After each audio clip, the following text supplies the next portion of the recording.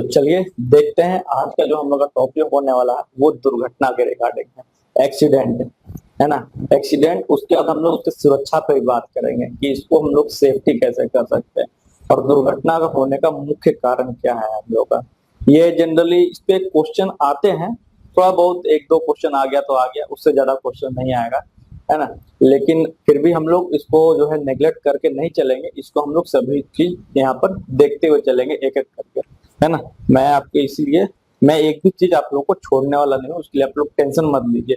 छोटा से छोटा टॉपिक मैं कवर कराऊंगा, ये ऐसे उतना इम्पोर्टेंट नहीं, लेकिन इसमें जो कुछ कुछ पॉइंट्स है जो कि एग्जामिनेशन में आते हैं, जो कि आप लोग के आरआरबी में है, और ये जो है आप लोग डेली लाइफ में भी जो है इसके रिगार्डिंग आप जो है हम लोग जो है सुरक्षा करते हैं और एक्सीडेंट हम लोग देखते आते हैं। लेकिन ये जो एक्सीडेंट है हम लोग का, ये जो दुर्घटना है, ये हम लोग देखते हैं क्या कि हम लोग का काम क्या है, जो जैसे हम लोग जब आईटीआई किए, ओके, तो वहाँ क्या देखते हैं हम लोग कारखाना में विभिन्न प्रकार का निरंतर रूप से जो है कार्य चलते रहता है। वहाँ बहुत देखिएगा सामान कहीं पड़ा रहता है, एक स्थान से दूसरे स्थान ले जाने के लिए ले जाया जाता है, या कहीं पे हम लोग का तेल बिखरा हुआ है, या कहीं पे हम लोग का रेती रखा हुआ है, कहीं पे वेल्डिंग हो रहा है, ओके, कहीं पे स्क्रैप पड़ा हुआ है। तो उसके रिगार्डिंग जो है हम लोग क्या होता है, कारीगर मतलब जो भी वहाँ पे वर्कर है एक जगह से दूसरे जगह जाते हैं तो वहाँ पे उन लोगों को दिक्कत ना हो, ओके, वही दुर्घटना का मुख्य कारण है। जो कि सब पड़ा रहता है इधर उधर, वो व्यवस्थित तरीके से उसको जो है रखा जाए। ओके, रख रखाव बहुत ही इंपॉर्टेंट चीज है रिगार्डिंग मैं बात करूं दुर्घटना के रिगार्डिंग, ओके। जरा सा जो असावधानी होगा ना तो वहां पे जो है दुर्घटना आप लोग का हो सकता है। ठीक, इसलिए कोई भी चीज का काम करे सावधानी से काम करे। अभी जब भी आप अब जैसे पीटी हो गया है आप लोग का, मेंस में क्या है कि ये जो है आपका, मैं बार बार बोलता हूँ क्या, ये आपका जो होने वाला है ये आपका क्वालिफाइंग नेचर का होने वाला है। इसलिए एक नंबर क्या 0.25 नंबर भी यहाँ पे महत्व रखता है, 0.001 भी महत्व रखता है। तो इसलिए सभी चीजों को पढ़ करके चलेंगे हम लोग, कोई भी चीज नहीं छोड़ेंगे।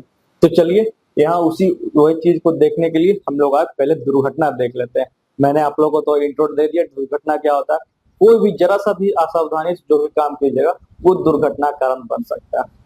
जैसे मैंने बोला कि फैक्ट्री जो भी कारखाना में हम लोग काम करते हैं वहां पे कैसे सब चीज पसरा हो रहा था। आप लोग जब ड्यूटी भी करने आइएगा तो वहां भी जो है दुर्घटना कारण हो सकता है। वहां भी आपको फर्स्ट एड का जो है आपको ट्रेनिंग दिया जाएगा बकायदा, कि कैसे जो है पहले, अब क्या है जो है आप ही है वहां पे, इसलिए जब दुर्घटना होगा तो फर्स्ट एड आप ही को देना है और कोई देने के लिए नहीं आएगा जब तक कि रेस्क्यू टीम नहीं आ जाती है। ओके, तो सभी चीज देखेंगे कि दुर्घटना कारण क्या होता है, दुर्घटना को कैसे रोका जा सकता है, और फिर सेफ्टी पर्पस क्या है, और फिर हम लोग देखेंगे विभिन्न प्रकार के हम लोग जो है फायर का, ओके, और फायर एक्सटिंग्विशर का सभी चीज हम लोग देखेंगे। इतना ही चीज है, ज्यादा चीज में कवर नहीं करना। ओके, तो चलिए दुर्घटना देखते हैं और देखेंगे। बहुत ही इंटरेस्टिंग फैक्ट है, इसमें पढ़ने में मजा आएगा, और इसको आप लोग जो है डेली बेसिस में आप लोग रिलेट भी कर सकते हैं आप लोग अपने जीवन से।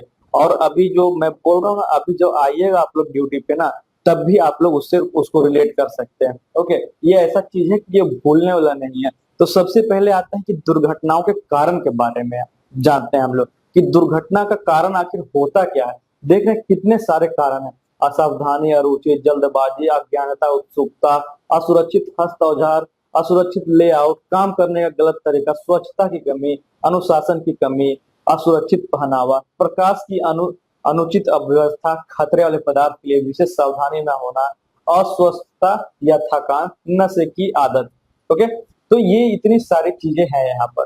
सभी चीज एक एक करके थोड़ा मतलब हल्का हल्का डिटेल में मैं यहाँ पे जाऊंगा। पहले अगर मैं बात करूं असावधानी के बारे में, हम लोग सभी लोग जानते हैं, काम कीजिए थोड़ा बढ़िया तरीके से कीजिए। ऐसा नहीं कि मतलब कुछ भी काम कर रहे हैं तो ऐसा ना हो कि वहां पे जो है आप लोग जो है अधिक दुर्घटना जो होता है ना, यही असावधानी के कारण ही है। ओके, तो सभी कोई भी कार्य करते हैं आप लोग तो वहां पे मतलब चिंता मत कीजिए कि कार्य करते समय कुछ चिंता साथ साथ में लिए पड़े हैं कि नहीं भाई ये क्या हो रहा है, वो क्या कर रहा है, हम क्या कर रहे हैं, उसका उधर ड्यूटी लग गया, मेरा इधर ड्यूटी लगा। वो असावधानी नहीं बरतना, ड्यूटी पे है, अपना दिमाग सिर्फ ड्यूटी पे रखे। तभी जो है केयरलेसनेस, मतलब ये इंग्लिश में तो केयरलेसनेस का था, इंग्लिश भी यहाँ पे लिखा हुआ। टोटल जो भी मैं मेरा जो टोटल जो भी आपका जो प्रेजेंटेशन बना हुआ है आप लोग के लिए इंग्लिश और हिंदी दोनों में है, इसलिए आप लोग टेंशन मत ले। दूसरा है लॉस ऑफ इंटरेस्ट, जिसको बोलते हैं अरुचि। कभी कभी क्या होता है, जो इम्प्लॉय रहते हैं, वर्कर रहते हैं ना, या तो हिंदी में बोलिए कि कारीगर बोलते हैं उसको, वो जो है उसमें जो काम कर रहे हैं उसमें उनको रुचि नहीं आता है। ओके, अभी बहुत लोग क्या है, ड्यूटी पे तो आते हैं, जैसे जॉब तो करना चाहते हैं। क्यों जॉब करना चाहते हैं? बहुत लोग हैं पैसे के कारण करना चाहते हैं, मेन रीजन तो वही होता है। ओके, और बात क्या है, फिर बहुत लोग को नहीं भाई मुझे तो लोको पायलट ही बनना है, मुझे इंटरेस्ट उसी में है। और बहुत लोग क्या है, अरे ठीक है कोई दिक्कत नहीं है, हम मुझे तो सिर्फ पैसे से मतलब है, लेकिन जब भी आप ड्यूटी कर रहे हैं तो उसमें आपको इंटरेस्ट आना चाहिए, नहीं तो वहां पे फिर दुर्घटना का कारण वहां पे ज्यादा संभावना वहां पे बनता है। ओके, जैसे कोई पारिवारिक समस्या लेकर के दिमाग में चल रहे हैं, या फिर फैक्ट्री कोई वर्कर से लड़ाई हो गया, या फिर ड्यूटी पे आ रहे हैं, जैसे आप अभी आइएगा तो मतलब कोई कलीग से लड़ाई हो गया, तो ऐसा नहीं होना चाहिए। कोई भी गलती कारण अगर आपका सीनियर डांट दे तो ऐसा मन में मतलब ड्यूटी के टाइम पे ऐसा लेकर के मत लिए, नहीं तो वहां पे क्या होगा, आपका जो है एक्सीडेंट का कारण वहां पे हो सकता है। जल्दीबाजी, हेजीनेस, है ना। तो यहाँ पे क्या होता है, कोई भी चीज हम लोग जल्दी जल्दी करना चाहते हैं कि भाई जल्दी काम निपटा करके हम लोग घर चलेंगे, ये चीज ऐसा नहीं होना चाहिए। कोई काम मिला, आप थोड़ा आराम तरीके से उसे करिए, और जो भी काम दिया गया आप उसको थोड़ा परफेक्ट तरीके से और थोड़ा आराम तरीके से दिए हुए टाइम में कीजिए। ऐसा नहीं कि जल्दीबाजी करें तो वहां भी फिर दुर्घटना का कारण वहां पे बनेगा। ओके, ये हो गया अज्ञानता, है ना, इग्नोरेंस। अज्ञानता क्या होता है, जो भी चीज आपको दिया गया करने के लिए उसमें आपका पूर्ण जानकारी आपका नहीं है, तो वहां पे क्या होगा, फिर वहां पे आपका जो है दुर्घटना का कारण बनेगा। बात समझ रहे हैं आप लोग? जैसे मान लेते हैं, आप लोग को छोड़िए ना, वो छोड़ दीजिए कि मतलब कि आपको कोई काम के बारे में नहीं मालूम है, अभी आप लोग पढ़ाई कर रहे हैं, अब कोई क्वेश्चन आपको नहीं मालूम है फिर भी टिक मार के चले जाते हैं, तो वहां पे क्या गलती हो रहा है, तो वो भी एक कारण बनता है कि आपका सिलेक्शन वहां पे नहीं हो रहा। तो इसलिए आपको बढ़िया से पढ़ना पड़ेगा। बात समझ रहे हैं? तो वही चीज यहाँ भी इग्नोरेंस, ठीक, मतलब अज्ञानता, कहने का मतलब जो काम आपको दिया गया है उसके बारे में आपको जानना चाहिए। जैसे आप ड्यूटी पे भी आइएगा तो आपको पहले जो है 5-6 महीने की ट्रेनिंग दी जाती है बाकायदा उसकी, और उसके बाद भी 3-3 साल पे, हर एक 3-3 साल पे ट्रेनिंग दी जाती है, ताकि उसको आप रिकवर कर सके, या फिर नया नया चीज जो आता है उसको हम लोग कवर कर सके। तो ये चीज होना बहुत जरूरी है। उत्सुकता, कोई भी चीज में हम लोग क्या है, उत्सुकता हो जाते हैं।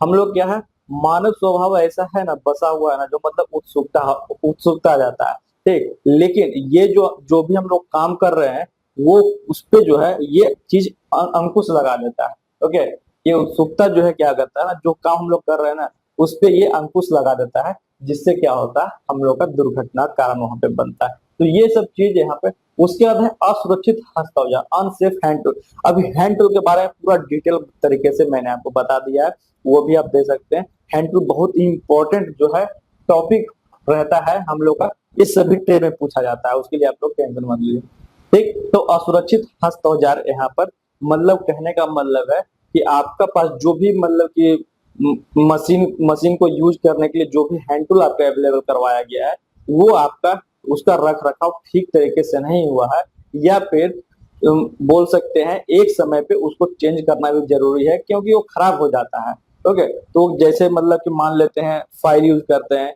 तो उसका जो है बोल सकते हैं पकड़ने वाला बेट फटा हुआ है, या तो फिर हथौड़ा यूज कर सकते हैं, या तो फाइल यूज कर सकते हैं, कुछ भी चीज यूज करते हैं तो वो मतलब कि वो अपने प्रिसाइज और एक्यूरेट कंडीशन में रहना चाहिए, तभी उसको यूज करें, ठीक। नहीं तो फिर वो क्या हुआ, दुर्घटना का कारण बनेगा। उसके बाद काम करने का गलत तरीका, रॉन्ग मेथड ऑफ वर्क, ये तो जानते ही है कि अलग अलग मशीन पे उसको अलग अलग चीजों के लिए बनाया गया है। अब ऐसा नहीं कि कुछ चीजों के लिए ड्रिलिंग के लिए वो बनाया गया है तो हम उसमें जाकर के फाइलिंग करें, ऐसा नहीं है, उस पर रख के फाइलिंग करते हैं, ऐसा नहीं होना चाहिए। जो चीज जिस जगह के लिए बनाया गया है या फिर जिस चीज के लिए बनाया गया वही काम करें आप लोग, नहीं तो वहां पे फिर क्या होगा, आपका जो है दिक्कत दुर्घटना कारण बनेगा। ओके, चलिए उसके बाद है आपका स्वच्छता की कमी, लैक ऑफ क्लीनिनेस, है ना। तो वहां पे क्या है, हम लोग का बहुत सारा क्या है ना, शॉप फ्लोर पे या फिर मशीन जो है वहां पे बहुत गंदगी जमा रहता है, या फिर क्या ज्यादा तेल वहां पे गिरा है ना। तो ये ठीक से सफाई वहां पे होना चाहिए, नहीं तो वो दुर्घटना का कारण बने। जैसे तेल पे जा रहे हैं, पैर स्लिप हो गया हम लोग का, तो क्या कीजिए, कभी क्या होता है बोल सकते हैं कोई सामान रखा हो तो ठोकर लग गया तो पैर से चोट लग गया, तो वो चीज यहाँ पे नहीं होना चाहिए। ओके, तो ये स्वच्छता की कमी है। अनुशासन की कमी, लैक ऑफ डिसिप्लिन, ये तो अपने ऊपर है भाई, है ना। ये तो मानव, ये तो अपने आप ऊपर है ना कि आदमी अपना डिसिप्लिन कैसे मेंटेन करके आप उसको रख रहे हैं, उस पे ये निर्भर करेगा। ठीक, इसमें क्या काम कर रहे हैं, हंसी मजाक कर रहे हैं, ऐसा नहीं होना चाहिए। काम के वक्त काम पे ध्यान दीजिए, ऐसा नहीं कि मतलब हंसी मजाक कर दूसरों के बारे में बात कर रहे हैं, तो ये दुर्घटना कारण यहाँ पे बनेगा। ये आपका अनुशासन की कमी। नेक्स्ट क्या है, असुरक्षित पहनावा। इसके रिगार्डिंग क्या, असुरक्षित पहनावा कहने का मतलब है क्या, अब वो मशीन पे आप काम कर रहे हैं और ढीला ढाला कपड़ा पहने हुए हैं, है ना, ब्लोअर भी चलते रहता है, मशीन भी चल रहा है, हो सकता है कि वो आपका कपड़ा खींच ले, तो क्या हुआ वहां पे बहुत मेजर एक्सीडेंट होने का चांसेस रहता है। एक बार इसी तरह गोरखपुर में एक इंसिडेंट सामने आया था। एक बार ट्रेन मैनेजर को जो है सेफ्टी विभाग वालों ने पकड़ा था, क्योंकि उन्होंने लूज जो है ड्रेस पहना हुआ था अपना। होता क्या है कि बाहर रहते हैं, पीछे में रहते हैं वो लोग, लूज ड्रेस रहेगा हम लोग का, तो क्या होगा वहां पे जो है हवा या फिर किसी चीज में अगर फंस गया हम लोग का, तो वहां पे जो है दुर्घटना का कारण बन सकता है। ठीक, तो इसलिए ध्यान रखें। प्रकाश की अनुचित व्यवस्था, प्रकाश जो है मतलब लाइट का जो है हम लोग का प्रॉपर होना चाहिए वहां पे, जब कोई भी काम, ऐसा नहीं कि अंधेरा में काम कर रहे हैं लाइट में, चलो भाई ठीक है 5 मिनट का ही तो काम है, जल्दी करके निपटा लेते हैं, उसके बाद हम लोग इसको देख लेंगे, ऐसा नहीं होना चाहिए। सभी कुछ थोड़ा बढ़िया तरीके से। ठीक, उसके बाद खतरेले पदार्थ के लिए विशेष सावधानी ना होना। होता है क्या, बहुत सारा जो है डेंजरस मटेरियल का वहां पे मतलब हम लोग का रहता है, डेंजरस मटेरियल के रिगार्डिंग हम लोग का स्पेशल यहाँ पे ट्रेनिंग देना चाहिए लोगों को, कि वो चीज मतलब इसके साथ रिएक्ट कर जाए, इसलिए उसको सावधानी से थोड़ा उस पर आप लोग काम करें। ऐसा नहीं कि किसी भी तरीके से अनट्रेंड वहां पे वर्कर वहां पे रख करके काम करें, नहीं तो वहां पे फिर क्या होगा, दुर्घटना कारण बनेगा। उसके बाद क्या है हम लोग का, अस्वस्थता या थकान, इलनेस और टायर्डनेस। अब क्या है, बीमार है, थके हुए, लेकिन फिर भी क्या है ड्यूटी पे जा रहे हैं। होता क्या है एक्चुअली कि ड्यूटी से जाते हैं तो रेस्ट लेते नहीं है, पर घर के कामों में लगे रहते हैं, इधर उधर घूमते रहते हैं दोस्त यार, ऐसा नहीं चाहिए। पहले प्रॉपर रेस्ट ले लीजिए आप, उसके बाद ही कोई काम कीजिए। या फिर अगर आप बीमार हैं या फिर आप थकान महसूस कर रहे हैं, तो आप बोल दीजिए भाई हमसे आज काम नहीं हो पाएगा, मुझे प्लीज एक दिन की छुट्टी मुझे ग्रांट की जाए, तो इस तरीके से काम कीजिए। नशे की आदत, टॉक्सिकेशन, है ना, तो अब क्या है, कोई मतलब नशा करके भी ड्यूटी चले जाते हैं, ऐसा नहीं होना चाहिए। लेकिन अब अभी आप लोग आइएगा एएलपी का ड्यूटी में, तो इसमें तो भाई साहब बिल्कुल भी एकदम ये अलाउड नहीं है नशे की आदत।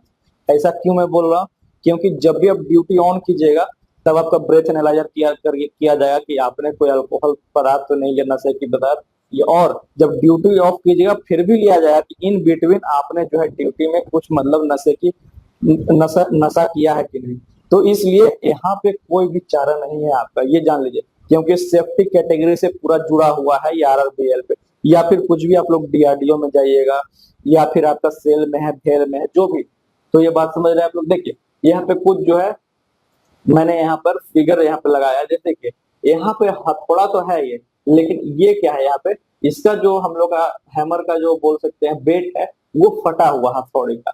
दूसरा क्या है, ये दिया हुआ है कि दुर्घटना से बचने हेतु हथौड़ा, मतलब इसका जो हम लोग को पकड़ने का जो ये बेट है वो सही तरीके से। तीसरा क्या है, फाइल दिया हुआ है, फाइल में पकड़ने रेती जो है, रेती पकड़ने के लिए यहाँ पर बेट नहीं लगा हुआ है। बिना हत्थे का फाइल प्रयोग यूज किया तो हाथ में क्या होगा, लग सकता है, तो वहां पे दुर्घटना मेजर मेजर एक्सीडेंट यहाँ पे लेता है प्लेस। ठीक, नेक्स्ट आइए, ये भी कुछ मतलब मशीन के रिगार्डिंग हम लोग का मैंने यहाँ पे कुछ जो है फिगर आप लोग के लिए दिखाया है। ये देखिए, ये कोई ड्रिलिंग मशीन है, ड्रिलिंग मशीन हम लोग का, ड्रिलिंग मशीन का इसमें क्या है कि यहाँ ये अपना ना टोपी नहीं लगा के, मतलब कैप बोल सकते हैं, हेलमेट जो प्रोवाइड किया था वो लगाया नहीं, तो क्या हुआ, काम करते करते इसका जो है बाल जो है उलझ गया है क्या, मशीन में। ओके, तो यहाँ पे जो है इंसिडेंट का कारण ले रहा है। ओके, उसी वही चीज यहाँ पे देखिए, ये जो है कारीगर जो है काम करते वक्त अपना हेलमेट यूज किए हुए, तो यहाँ पे कोई दिक्कत नहीं है इसके लिए। अब क्या क्या एक जो है वर्कर या फिर एम्प्लॉय के लिए जो सेफ्टी के तहत हम लोग को पहने रहना चाहिए, वो चीज यहाँ पे लिखा हुआ देखिए। हेलमेट है, ओके, जो आपको सर में चोट लगने से बचाएगा। ईयर प्लग है, बहुत जगह साउंड प्रोड्यूस होते रहता है, तो कान में जो है हम लोग ईयर प्लग लगा के रखें। चश्मा है, धूल डस्ट ना लगे, है ना। टाई नहीं पहनना है, नहीं तो टाई क्या होता है ना, टाई उलझ जाता है। ठीक, फिट पैंट पहनना है, पैंट एकदम फिट रहना चाहिए। अंगुलियों में कोई अंगूठी नहीं होना चाहिए, बहुत सारे आजकल के आप फैशन एकदम अंगूठी पहन रहे हैं, तो ऐसा नहीं होना चाहिए। जूता एकदम मतलब आपका सेफ्टी शूज रहना चाहिए, जो आगे मतलब टो वाला जो रहता है ना, ताकि आपका जो है सेफ्टी वहां पे रहे। तो ये चीज जो है सेफ, पहले तो ये दुर्घटनाओं का कारण हुए कॉजेज ऑफ एक्सीडेंट, ये सब पूरा अवॉइड करना ताकि हम लोग का एक्सीडेंट ना हो। बात समझ गए आप लोग? चलिए अब देखते हैं हम लोग की प्राथमिक उपचार इसको कैसे दे सकते हैं फर्स्ट एड के रिगार्डिंग। प्राथमिक उपचार कहने का मतलब है फर्स्ट एड। इसमें होता क्या है फर्स्ट एड में, इसमें मान लेते हैं कहीं दुर्घटना हो गई, बात समझ रहे हैं आप लोग। जब दुर्घटना हो गया तो डॉक्टर के आगमन से पहले, मतलब कि डॉक्टर आने से पहले आप जब वहां पे प्रेजेंट है, तो आपको आप जो वहां पे जो आप जो पेशेंट को या फिर जिन्हें चोट लगी है, उन्हें जब वो पहला जब उपचार दीजिएगा तो वो कहलाता है फर्स्ट एड। ओके, अगर मैं यहाँ पे लिख दूं, अगर मैं यहाँ पे लिख दूं कि ये क्या है कि डॉक्टर के आगमन से पूर्व जो पूर्व दिया जाने वाला उपचार है ये। ओके, मैं यहाँ पे लिख देता हूँ एक वर्ड यहाँ पे, क्या है कि डॉक्टर के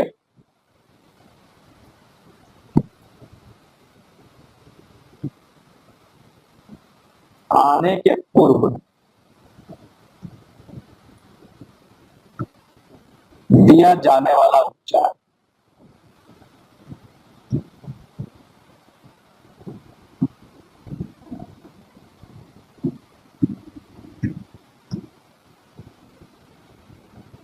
ओके, ये क्या कहलाता है हम लोग का?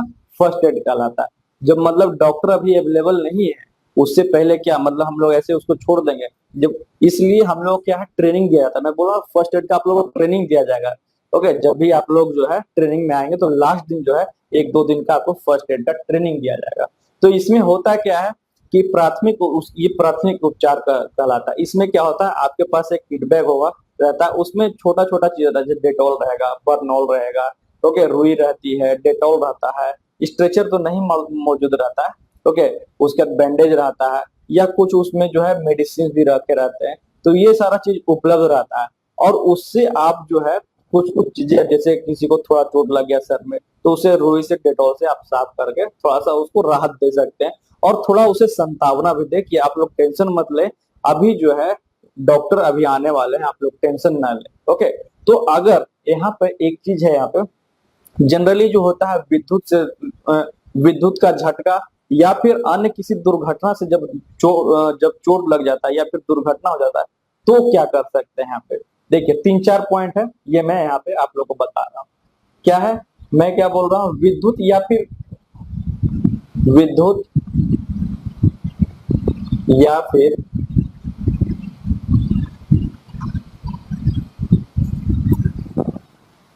किसी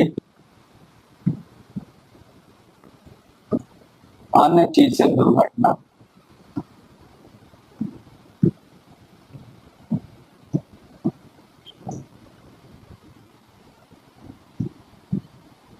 तो इस कंडीशन में आप क्या कर सकते हैं? दो तीन पॉइंट है यहाँ पे, वो ध्यान देंगे। ओके, दो तीन यहाँ पे पॉइंट है, मैं बताना चाहता हूँ, यहाँ पे ये ध्यान देंगे। ओके, पहला क्या करेंगे हम लोग कि पहले जो है जो पीड़ित है, मतलब कि जो जिनको चोट लगा है, उनके चारों ओर से हम लोग क्या करेंगे, भीड़ हटा देंगे। ठीक, पहले क्या करेंगे, पहला में मैं थोड़ा शॉर्ट में लिख रहा हूँ, पहले में हम लोग भीड़ हटा देंगे, भीड़ हटा देंगे। ओके, इससे क्या होगा, इससे हम लोग का होगा ये कि स्वच्छ हवा उनको आएगा। ठीक, उनके चारों जो स्वच्छ हवा अवेलेबल है, फ्रेश एयर, वो आएगा। दूसरे में क्या करेंगे, पहले तो भीड़ हटा देंगे ताकि दिक्कत ना। दूसरे में क्या करना, जो भी पीड़ित के मुंह में मतलब कि या तो वो दांत लगाए हुए हैं एक्सटर्नल नकली दांत, या फिर पान या फिर तंबाकू जो भी है, उसको निकाल दें। ठीक, जिससे क्या हो, सांस लेने में कठिनाई ना हो, है ना। इसे मैं लिख देता हूँ दूसरे पॉइंट में,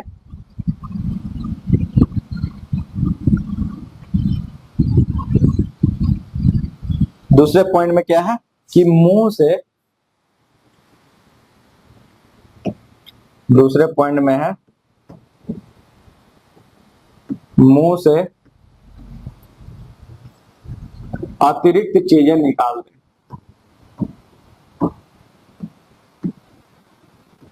अतिरिक्त चीजें निकाल दें। ठीक, ये चीज हो गया दो। तीसरा देखें कि थर्ड क्या बोल रहा है, निकाल। ठीक, तीसरा क्या होगा, पहला हम लोग भीड़ हटा देंगे, स्वच्छ हवा आएगा। दूसरा हम लोग क्या करेंगे कि मुंह से अतिरिक्त चीजें हटा देंगे। ओके, अब क्या करेंगे, जो विद्युत विद्युत झटका से जो पीड़ित व्यक्ति है उस पे क्या करना है ना, जैसे छाला पड़ गया है या फिर जला अंग है, उस पे क्या करेंगे हम लोग जो है उसको कवर कर देंगे, ताकि हम लोग क्या है मच्छर मक्खी उस पे ना लगे, ताकि जो है और भी अन्य जो है बीमारी ना फैले। ठीक, तीसरा में क्या है, मतलब चोट लगी जगह को ढक दे, चोट लगी स्वच्छ कपड़ा से ढकना, ये ध्यान रखना है, जगह को ढक दे। ठीक, ये चीज, ये तीन चीजें हो गए। और क्या नेक्स्ट क्या आता है हम लोग का, नेक्स्ट में क्या है, अगर मान लेते हैं कि हम लोग का पीड़ित जो है मतलब कि बंद कमरे में है, तो खिड़की दरवाजे खोल देंगे और उसको रहने देते हैं, वो पॉइंट नहीं लिखते हैं। एक लास्ट पॉइंट क्या है हम लोग का, कि अगर मान लेते हैं कि हम लोग का पीड़ित जो है सांस लेने में दिक्कत हो रहा है, तब हम लोग क्या करेंगे, वहां कृत्रिम श्वास प्रक्रिया अपनाएंगे। बात समझ रहे हैं, यदि श्वास लेने में दिक्कत हो रहा है तो, क्या मैं बोल रहा, यदि श्वास लेने में दिक्कत हो रहा है तो, श्वास लेने में दिक्कत,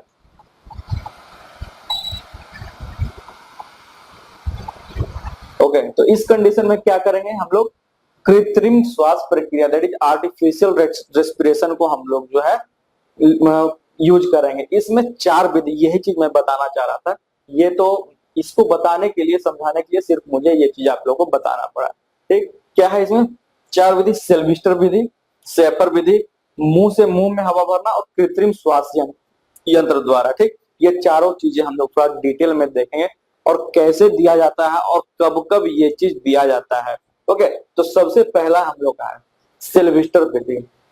सेल्विस्टर विधि आप लोग देख रहे हैं, दो ही पोजीशन है, फर्स्ट पोजीशन और सेकंड पोजीशन।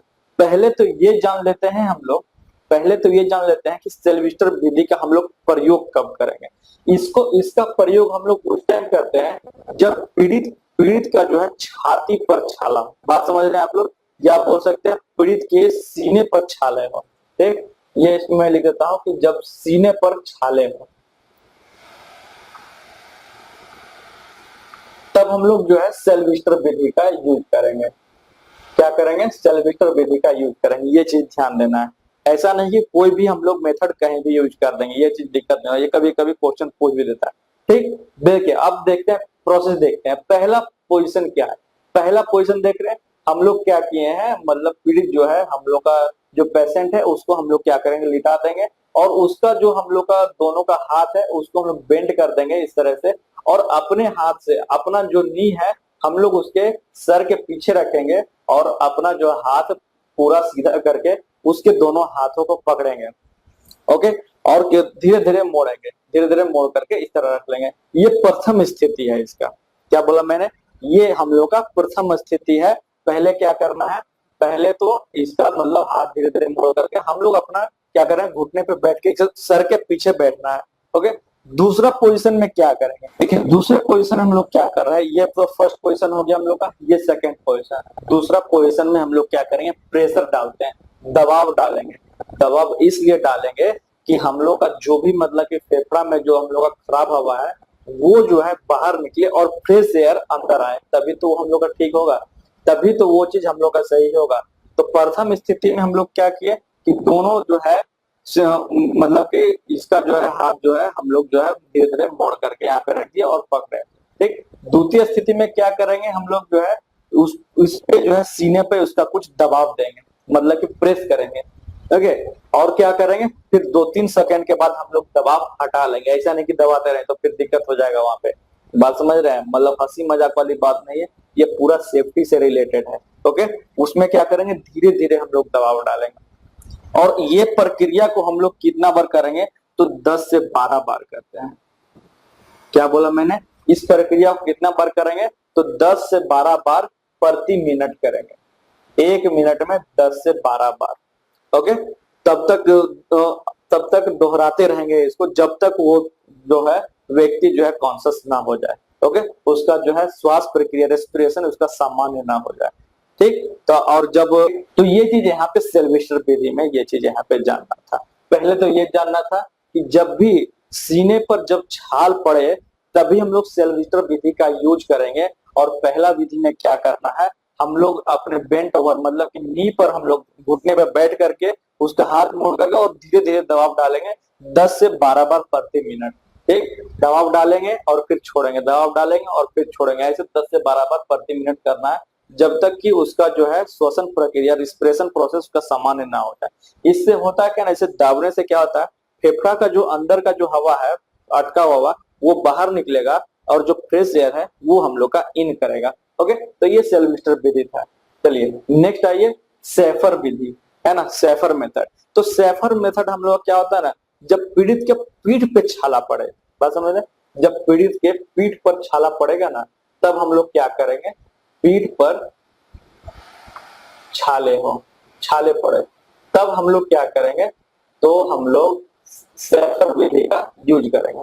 तब हम लोग सैफर विधि का यूज करेंगे, सेम चीज है लेकिन चूंकि पीठ पे हम लोग का छाला पड़ा है इसलिए जस्ट उसको हम लोग उल्टा लेटाएंगे। बात समझ रहे, देखिए ये फर्स्ट प्रोसेस हम लोग इसको पहले हम लोग उल्टा लेटाते हैं और अपना घुटना उससे घुटने के साथ रखेंगे और क्या करेंगे, उसका जो हाथ दोनों आगे करेंगे और मुंह और नाक खुला होना चाहिए, ये ध्यान रखना है। और वो हम लोग अपना हाथ जो है अंगूठे के साथ अंगुलियां की प्रक्रिया भी यहाँ पे होना चाहिए और छोटे उंगली के साथ छोटी पसली लिप पसली प्रक्रिया होना चाहिए। जो छोटी उंगली है ना वो रिप इस तरह से पकड़े हुए रहे।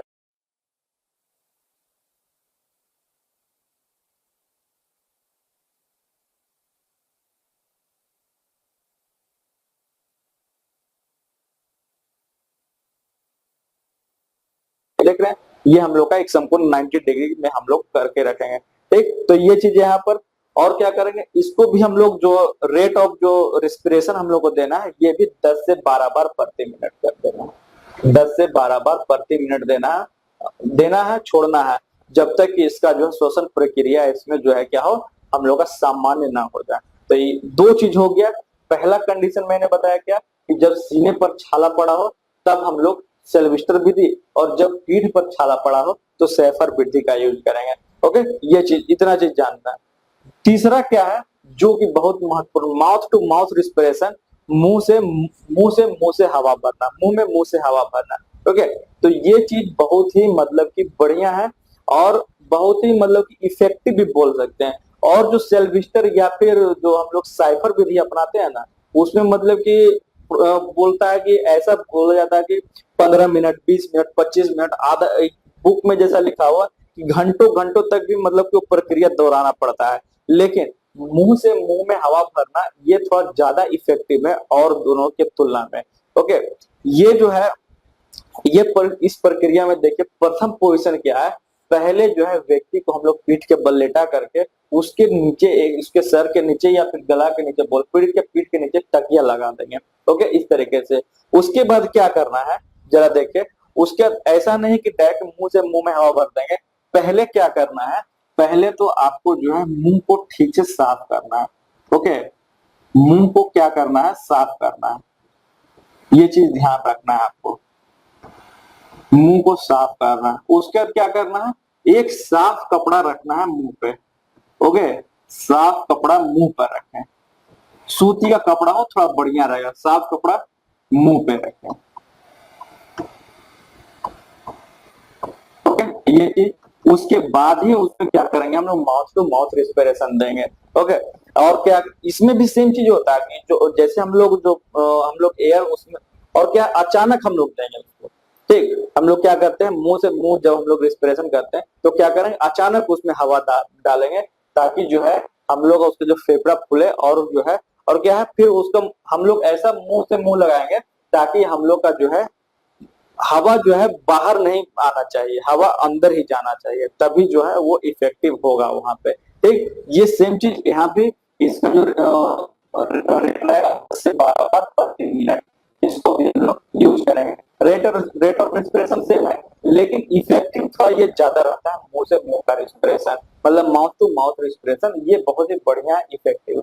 लास्ट क्या है, by through artificial respiration instrument. ये एक इंस्ट्रूमेंट है, ये देखिए यहाँ पे देखिए फिगर है, यहाँ पर मैंने लगाया हुआ है, ये कृत्रिम श्वास यंत्र है।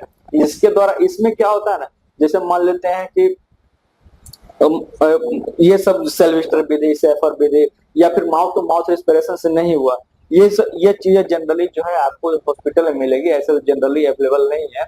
ओके, तो उसके इसके जरिए हम लोग क्या कर सकते हैं, हम लोग जो है आर्टिफिशियल रेस्पिरेशन दे सकते हैं। इंस्ट्रूमेंट बना हुआ है, ये देखिए ये रबड़ का वॉल्व रहता है, इसको जो है प्रेस करने से ना हम लोग क्या होता है, एयर फिल्टर हो करके ये हम लोग का, देखिए ये हम लोग का क्या है, ये हम लोग का यहाँ पे एक इनलेट वाल्व रहता है, एक आउटलेट वाल्व रहता है। ये देखिए ये यहाँ पे निविष्ट वाल्व दिख रहा है ना, यहाँ से जो है इनलेट करेगा और यहाँ पे आउटलेट है, और ये वायु जो है हमेशा ये जो है सीधा जो है मुंह पे जाएगा। ठीक, तो फ्रेश एयर जो है, फ्रेश फिल्टर जो है लगा हुआ है यहाँ पर फ्रेश एयर करने के लिए। लेकिन इसका जो रेट ऑफ रिस्पिरेशन होना चाहिए ना, वो हम लोग देते हैं 15 से 20 बार प्रति मिनट। 15 से 20 बार प्रति मिनट देते हैं, मतलब 1 मिनट में 15 से 20 बार हम लोग इसको प्रेस करेंगे, ताकि हम लोग का जो है फ्रेश एयर मुंह पे जाए और हम लोग का रिस्पिरेशन बढ़िया से हो पाए। तो ये 4 चीजें था हम लोग का, जो कि हम लोग रिस्पिरेशन के लिए यूज करते हैं जब हम लोग का जो है पेशेंट जो है हम लोग का इनकॉन्शियस हो जाए। ओके, पहला क्या बोला मैंने, सेल्विस्टर विधि था, दूसरा सेफर, तीसरा माउथ टू माउथ रेस्पिरेशन, और चौथा ये हम लोग का आर्टिफिशियल रेस्पिरेशन सिस्टम है। ठीक, आर्टिफिशियल रेस्पिरेशन इंस्ट्रूमेंट के द्वारा। अब हम लोग जो है ये चीज हो गया दुर्घटना के रिगार्डिंग, इंसिडेंट एक्सीडेंट के रिगार्डिंग, और उसको हम लोग टैकल कैसे कर सकते हैं, फर्स्ट एड कैसे दे सकते हैं आप, ये नॉर्मल चीजें हैं, ये बहुत लोग जानते भी ये चीजें। अब क्या है, सुरक्षा है यहाँ पर, सेफ्टी। ओके, सेफ्टी जो है, सुरक्षा शब्द जो है शाब्दिक अर्थ जो है सुरक्षित करना होता है इसका। कोई भी चीज जो कि आकस्मिक दुर्घटना, जो अनडिजायरेबल चीजें हैं, जो किसी व्यक्ति को अचानक से क्या हो, हम लोग का वातावरण में प्रभावित करता हो, जो सुरक्षित रहना ही सुरक्षा कहलाता है। ओके, तो इससे हम लोग कैसे कैसे हम लोग कोई भी चीज को हम लोग जो है अपने आप को, मशीन को या फिर वर्कपीस को कैसे सेफ्टी रख सकते हैं, जिससे कि हम लोग का दुर्घटना ना हो, वो चीज आप यहाँ पढ़ना। 3 चीजें यहाँ पढ़ना सेफ्टी के रिगार्डिंग। पहला तो आपका स्वयं का सुरक्षा कैसे करें, है ना, स्वयं अपनी सुरक्षा, मशीनों की सुरक्षा वो भी बहुत इंपॉर्टेंट है, और कार्यखंड की सुरक्षा करने का मतलब वर्कपीस जिसपे आप कार्य कर रहे हैं, उस पे हम लोग कैसे सुरक्षा करें। ठीक, तो ये संपूर्ण बात आप लोग जब ध्यान देंगे तभी जो है एक्सीडेंट वहां पे कम होगा, और आप भी अपना सेफ्टी से काम कीजिए, तभी जो है सही काम से तरीके से आप काम कर सकते हैं। पहला है स्वयं अपनी सुरक्षा कैसे कर सकते हैं, देखिए 5-6 पॉइंट है यहाँ पर मैं आप लोग को बताना चाहता हूँ। जैसे आप देखिए, जैसे मैंने बोला, हम जब भी पहनिए औद्योगिक जूते पहनिए, मतलब इंडस्ट्रियल शूज, जिसमें क्या होता है ना, स्टील कैप दिया हो रहता है यहाँ पे, ताकि कोई वजन गिरे ना, तो आपको उंगली को जो है चोट ना पड़े। तो क्योंकि बहुत नाजुक रहता है ना, वो टूट जाएगा तुरंत से हम लोग उंगली, तो फिर लेने के देने पड़ जाएंगे। ओके, चलिए पहला पॉइंट है हम लोग का, पहला पॉइंट है स्वयं की सुरक्षा कैसे करेंगे, बताइए कैसे करेंगे। पहला, हमेशा जो पहले जो फोटो लिखा उसी के बारे में बोल देता हूँ कि हमेशा जो है बूट पहन के आए, इंडस्ट्रियल शूज। ओके, सदैव बूट पहने।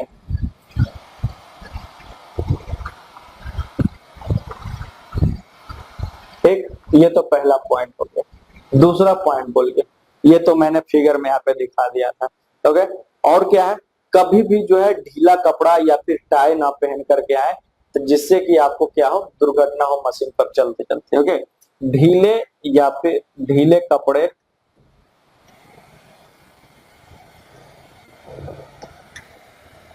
टाई इत्यादि ना पहने।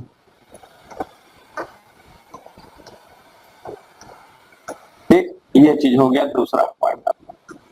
आइए तीसरा पॉइंट क्या हो गया, पहला हो गया हम लोग जूता पहनेंगे, दूसरा हो गया ढीला टाई ये सब नहीं पहनेंगे, मफलर नहीं पहनेंगे ये सब। ठीक, तीसरा क्या हो गया, जब भी कार्य करेंगे तो दूसरे कारीगर से बातचीत नहीं करेंगे, अपना काम पे फोकस करेंगे।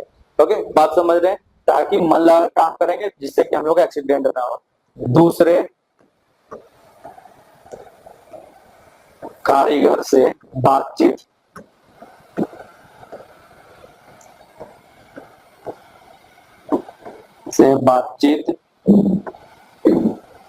ना कर नहीं कर।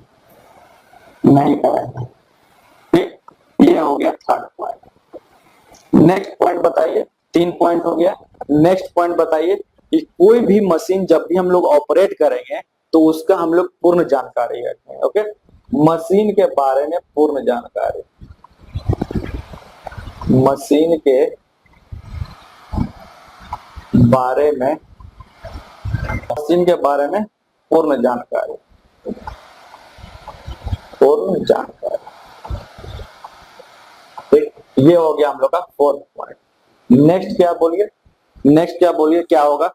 कोई भी चलती मशीन के पास हम लोग क्या करेंगे, खड़े होकर कार्य करना हो तो हम लोग क्या करेंगे, सेफ्टी गार्ड पहन करके करेंगे।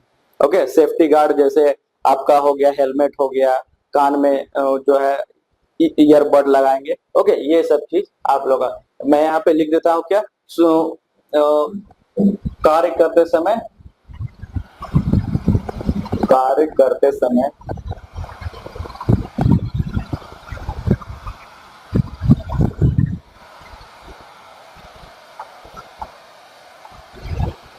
सुरक्षा गार्ड पहनना। ठीक, और बताइए नेक्स्ट पॉइंट बताइए क्या होगा।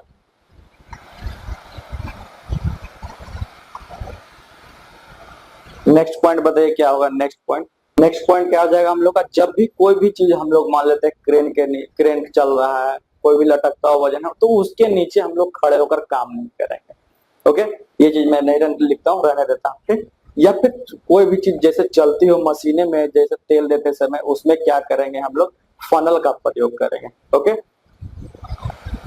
तेल डालते वक्त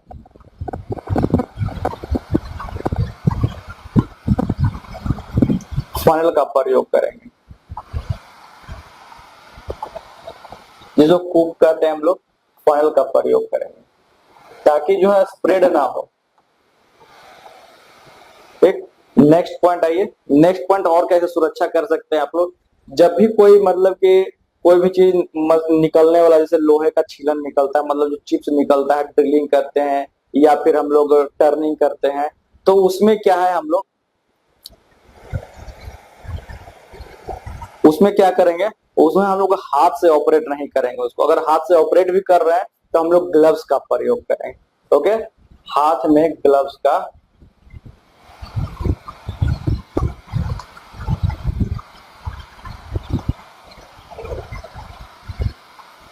प्रयोग।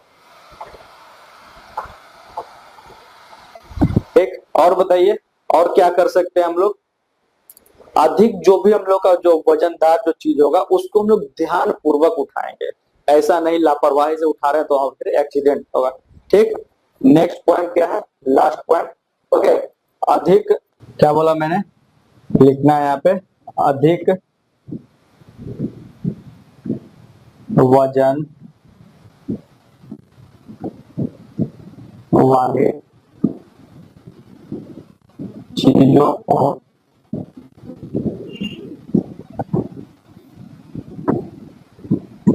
ध्यान पूर्वक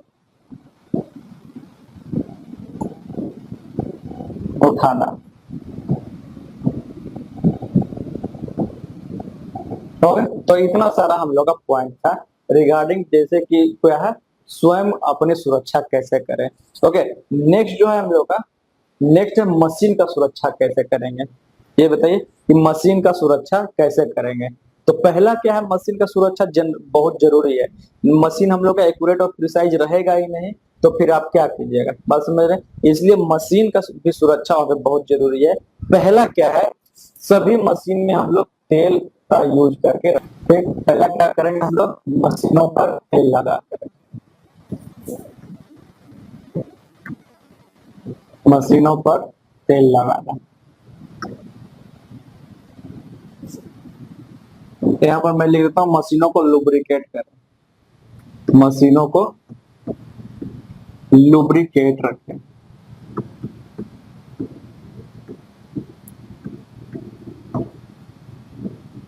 ठीक, ये पहला पॉइंट हो गया।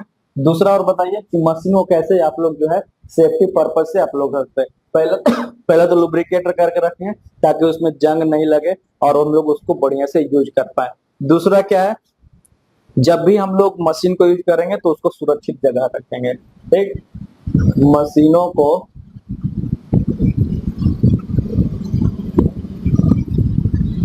कार्य करने के बाद सुरक्षित जगह पे रखना।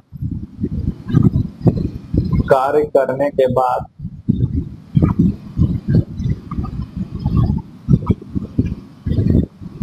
सुरक्षित जगह पर रखना।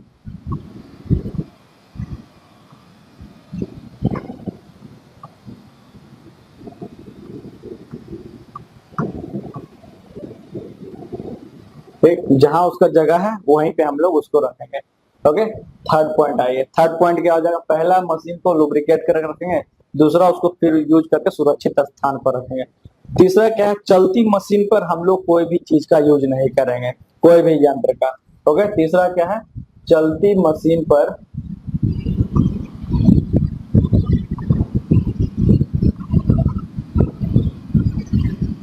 कोई यंत्र ना प्रयोग करें।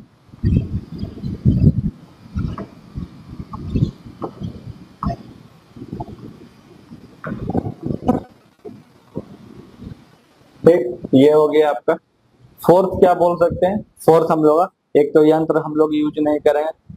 उसके बाद क्या है हम लोग का, जब कोई भी चीज हम लोग का, जैसे मान लेते हैं सरफेस टेबल भी यूज कर रहे हैं या फिर हम लोग फाइल ही यूज कर रहे हैं, तो क्या होगा, बार बार को उसको उस पे हम लोग जॉब को नहीं मारेंगे ताकि जो है उसका सरफेस फिनिश ना खराब हो।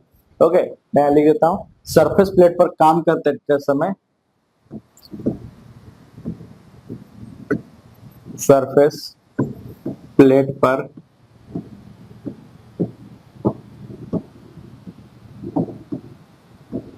कार्य करते वक्त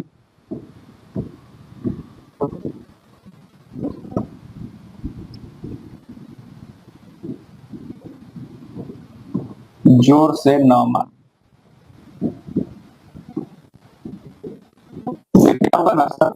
उसका सरफेस या फिर रेती रेती प्रयोग करते समय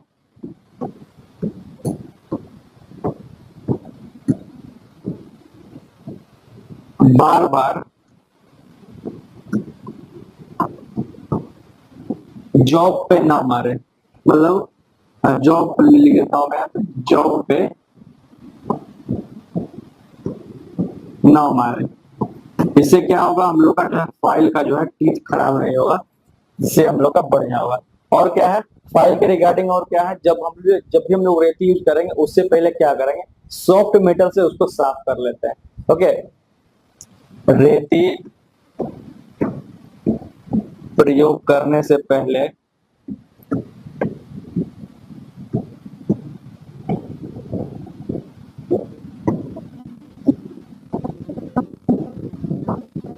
उसे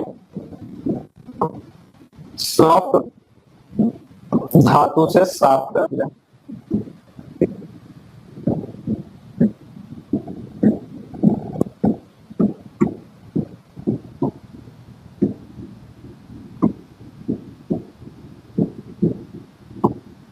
ठीक, तो ये सारी चीजें जो है आपका मशीन का सुरक्षा आप लोग करवाएगा। ठीक, नेक्स्ट जो है हम लोग का सुरक्षा के इस पे, ये हम लोग कार्यखंड की सुरक्षा, वर्कपीस का सुरक्षा हम लोग कैसे करेंगे। जब भी हम लोग जॉब या जब भी हम लोग मशीन पे कोई जॉब हम लोग करेंगे तो उस पे क्या होगा, जो जॉब का आकृति होगा उसी के अनुसार उसको क्लैंप करेंगे। ऐसा नहीं है कि दूसरा क्लैंप हम लोग यूज कर रहे हैं तो वहां पे फिर काम गड़बड़ा जाएगा। ओके, और जब तक जॉब सही से नहीं बंधा रहेगा, मतलब क्लैंपिंग नहीं होगा, तब तक आप उस पर काम नहीं कर सकते हैं बढ़िया से। ओके, तो पहला क्या हो जाएगा, मशीनों को सही तरीके से, सॉरी, कार्यखंड को सही तरीके से क्लैंप करना। कार्यखंड को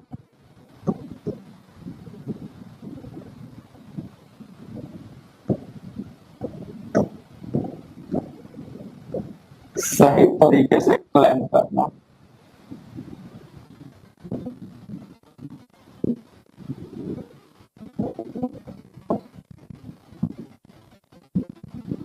पहला हो गया, आगे बताएंगे। पहला हो गया, जिस हिसाब से हम लोग का जॉब है उसी हिसाब से उसका हम लोग क्लैंपिंग करेंगे। दूसरा क्या है, जब भी कोई जॉब हम लोग करेंगे तो उसको बांधने के बाद मतलब क्लैंप करने के बाद क्या करेंगे, हम लोग वही कटिंग टूल का प्रयोग करेंगे जो कटिंग टूल का हम लोग का उस पे प्रयोग करना चाहिए। ऐसा नहीं वहां पे हम लोग फाइल का यूज करना है तो वहां पे हम लोग क्या कर दे रहे हैं, हम लोग स्क्रैपर का यूज कर दे रहे हैं, तो वो चीज वहां पे होना चाहिए। ओके, तो यार एकदम कटिंग टूल का सही उपयोग करना, कटिंग टूल का जॉब पर सही उपयोग करना।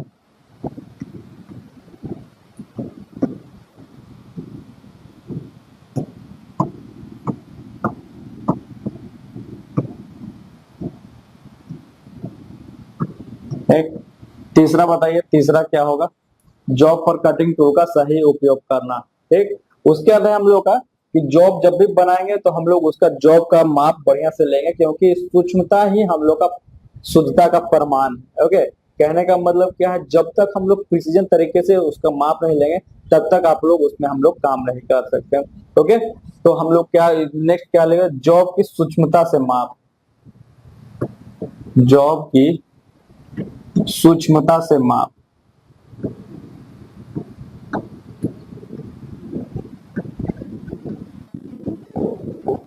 तो ये देखिए मैंने एक दिखाया, जब भी कोई कार्यखंड को ले जाना है तो यहाँ पे क्या करेंगे, ट्रॉली का प्रयोग करेंगे। ओके, तीसरा क्या लिख देता हूं मैं, जॉब को ट्रॉली पर लेकर के जाना, जॉब पर ट्रॉली पर ले जाना।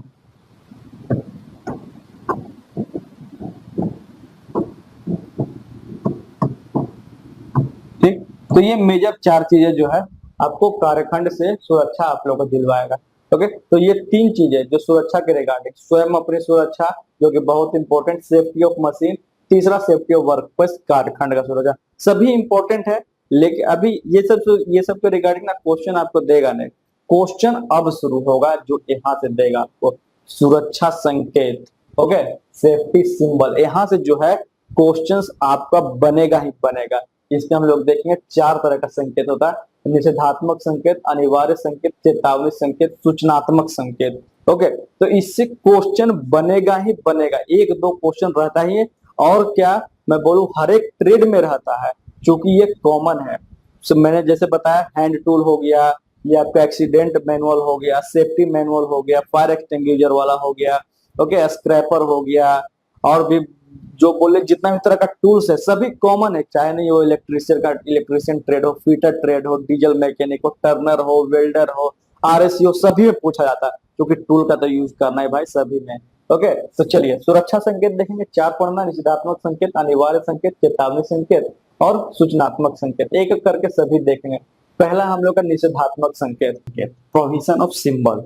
ओके, ये सब आप लोगों ने देखा होगा, बहुत सारा रोड पे बना रहता है। आप लोग ये देखिए इस तरह से सिंबल रहता है, अभी बताऊंगा कि कलर इसका क्या होता है और ये कहाँ यूज होता है। यह है निषेधात्मक सिंबल। ओके, इसको हम लोग वहां पे यूज करते हैं जहां विशेष प्रकार का कार्य करने को मना किया जाता है। ओके, मैं लिख देता हूँ कि इसको हम लोग कहाँ यूज करेंगे। ओके, इसको हम लोग वहां यूज करते हैं जहां विशेष कार्य को, विशेष प्रकार के कार्य को, विशेष प्रकार के कार्य को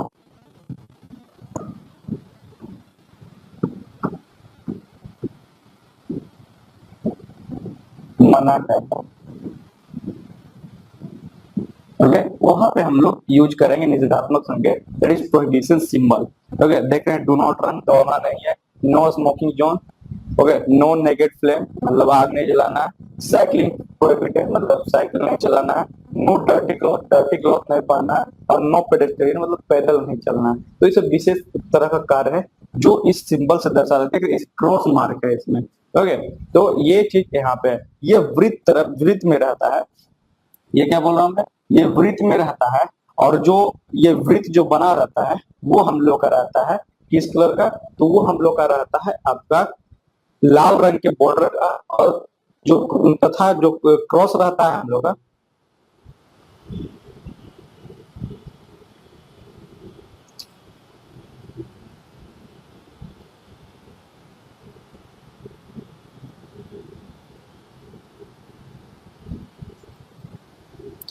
ये जो देख रहे हैं, ये जो मैं बना रहा हूँ, ये जो है सर्कल और ये जो क्रॉस है, ये रेड कलर का होता है और अंदर का बैकग्राउंड व्हाइट होता है। और ये जो जैसे मान लेते हैं ये साइकिल बना हुआ है, ये आदमी बना हुआ है, ये ब्लैक कलर का होता है। ओके, तो ये चीज है यहाँ पे। तो मैं यहाँ पे लिख दे रहा हूँ, यहाँ पे मैं ये लिख देता हूँ क्या, कि जो वृत्त है हम लोग का, वृत्त लाल रंग से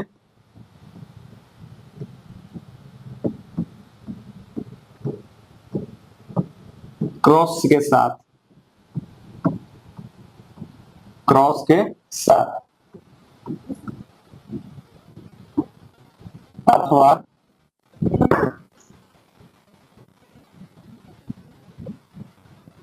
तो क्या बोल रहा हूँ, अथवा क्या, हम लोग का जो बैकग्राउंड रहना चाहिए वो कैसा रहना चाहिए, व्हाइट रहना चाहिए। सफेद व सफेद बैकग्राउंड के साथ, सफेद बैकग्राउंड के साथ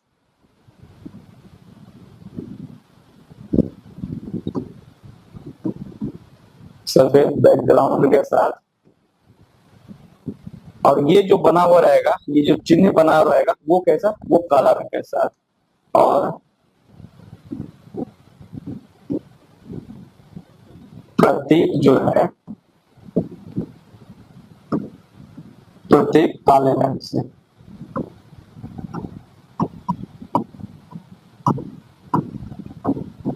ठीक, तो ये चीज यहाँ पे भी मैं यहाँ पे नोट करा देता हूँ। ये जो है हम लोग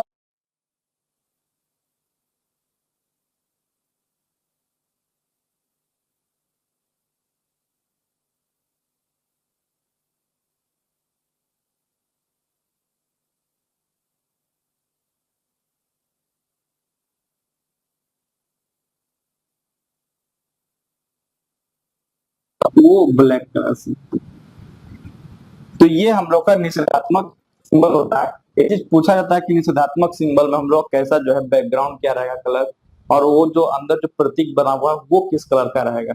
ओके, तो जैसे यहाँ बहुत सारा यूज होता है, जैसे भागने के लिए do not run, smoking no smoking zone, no naked flame, cycling prohibited, no dirty cloth, no pedestrian. तो इस तरह से इसको हम लोग यूज करते हैं। तो ये था हम लोग का पहला प्रोहिबिशन सिंबल। जो जो चीज पूछ जाएंगे सिर्फ उतना ही में ध्यान देना, ज्यादा हम लोग को दिमाग में। ओके, चलिए नेक्स्ट में आते हैं हम लोग का अनिवार्य संकेत, मैंडेटरी सिंबल। क्या है मैंडेटरी सिंबल? तो ये जो है ना हम लोग का सुरक्षात्मक जो कार्य होता है उसके उसके जगह पर हम लोग जो है, ये जो है हम लोग सिंबल या फिर बोल सकते हैं प्रतीक, हम लोग इसको यूज कर संकेत यूज कर सकते हैं। ठीक, तो हम मैं यहाँ लिख दे रहा हूँ पहला कि इसको हम लोग सबसे पहले कहाँ यूज करेंगे। तो इसको हम लोग यूज करते हैं जब कारीगर जो मतलब एम्प्लॉय है उसको सुरक्षात्मक निर्देश दिए जाते हैं और कारीगर इन संकेतों को समझता है, इन संकेतों को सहज से समझ सकते हैं। ठीक, बोल सकते हैं यहाँ पे लिख दूं मैं, कारीगरों को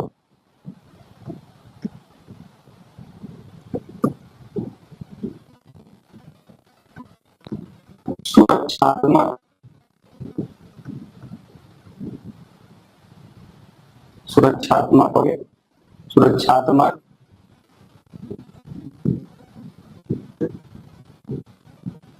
कार्य करने के लिए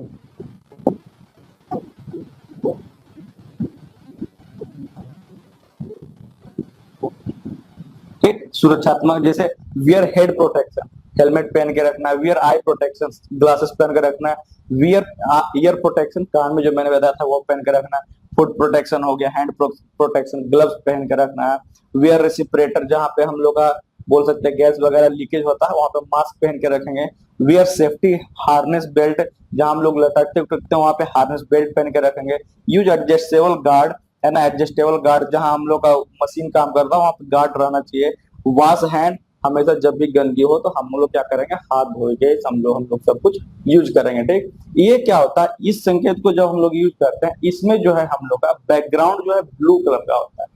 बैकग्राउंड क्या बोल रहा हूँ मैं, ब्लू कलर का, नीला कलर का होता है, और संकेत जो होता है वो सफेद का कलर का होता है और एक वृत्ताकार में रहता है। ठीक, मैं यहाँ पे लिख दे रहा हूँ, ये बैकग्राउंड जो है, बैकग्राउंड नीले कलर से, नीले कलर से और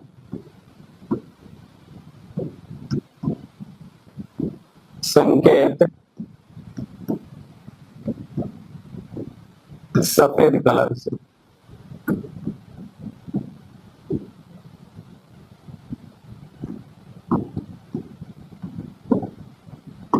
एक वृत्त में, एक वृत्त में, ओके, ये चीज आप ध्यान देना।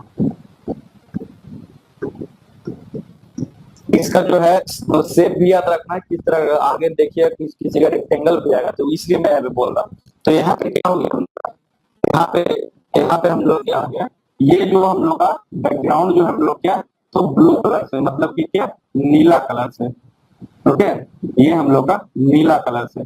और ये जो हम लोग का गुड जो बना हुआ है कैसा, तो ये हम लोग का व्हाइट कलर से, मतलब कि सफेद कलर से बना हुआ है। ठीक, तो जहां सुरक्षा का चीज आएगा, अगर पूछेगा तो कौन सा हम लोग सिंबल यूज करेंगे, तो वहां हम लोग जो है मैंडेटरी सिंबल, दैट इज अनिवार्य संकेत का यूज करते हैं वहां पे। ठीक, ये चीज आ गया। चलिए नेक्स्ट में देखते हैं। नेक्स्ट जो थर्ड हम लोग का चेतावनी symbol, that is warning symbol. देख रहे हैं, वार्निंग मतलब क्या, चेतावनी देने, जो भी देने वाला चीज रहेगा, जो भी इस सिंबल से, इस इन संकेत से क्या करेंगे हम लोग, किसी को चेतावनी देंगे कि ये काम नहीं करना है आपको। जैसे देख रहे हैं रिस्क ऑफ फायर, यहाँ पे क्या चेतावनी दे रहे हैं कि हो सकता है यहाँ पे जो है आग का पकड़ने का रिस्क है। Risk of electric shock, electric shock लगने का रिस्क है। टॉक्सिक हजार्ड, यहाँ पे मतलब कि टॉक्सिक गैसेस यहाँ पे हो सकते हैं। कोरोसिव सब्सटेंसेस, मतलब कि जंग लगने के लिए। Risk of ionisation radiation, radiation निकलने के लिए। लेजर बीम, बीम निकलने वाला हो गया। रिस्क ऑफ एक्सप्लोजन, धमाका के लिए। ओवरहेड फिक्स्ड हजार्ड, मतलब ऊपर से चोट लग सकता है। जनरल वार्निंग, मतलब जनरल चीज जो डेंजर वहां होगा उसके रिगार्डिंग वहां दिखाया। ओवरऑल हेड लोड, ऊपर में आपका लोड है। फ्रेजाइल रूफ, रूफ जो है टूटा फूटा है। फोर्क लिफ्ट ट्रक है ना, वहां जो है ट्रक से फोर्क के द्वारा कोई भी सामान को लिफ्ट किया जाए, तो ये सब चेतावनी सिंबल है। ओके, इसको हम लोग कहाँ यूज करेंगे, इन संकेत से,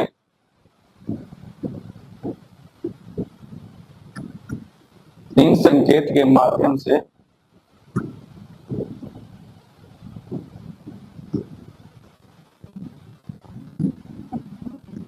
चेतावनी दी,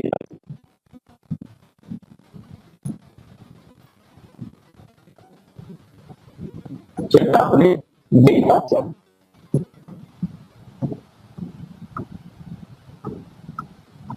ठीक, और इसमें क्या है, ये अब देखिए, अब भाई अभी हम लोग क्या देख रहे थे, शेप जो देख रहे थे हमेशा सर्कल था, देख रहे हैं शेप हमेशा क्या है, सर्कल है। लेकिन इसलिए बोल रहा हूँ शेप भी याद रखना, ये हम लोग क्या हो, त्रिभुजा आकार का।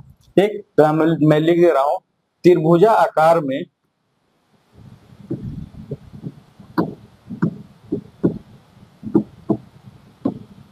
त्रिभुजा आकार में, और इसका बैकग्राउंड कैसा रहने वाला, तो बैकग्राउंड इसका येलो रहने वाला, त्रिभुजा आकार में पीले बैकग्राउंड के साथ। बैकग्राउंड पृष्ठभूमि बोलते हैं, मैं लिख दे रहा हूं पीले पृष्ठभूमि, पृष्ठभूमि के साथ। और बगल में लिख रहा हूं बैकग्राउंड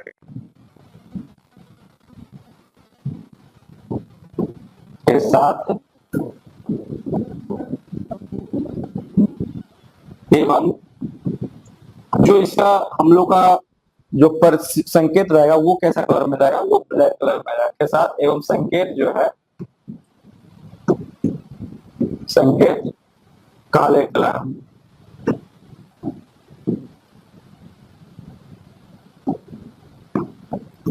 ठीक, ये चीजें यहाँ पे मैं लिख देता हूं।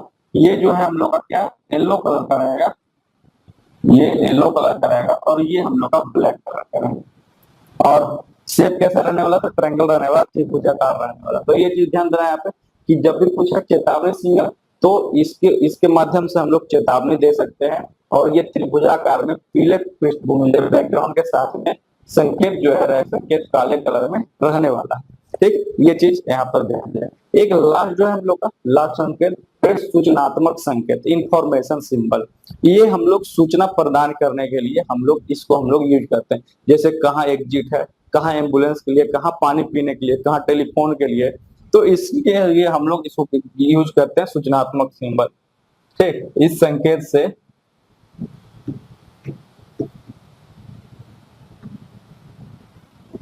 विभिन्न सूचना प्रदान की जाती है।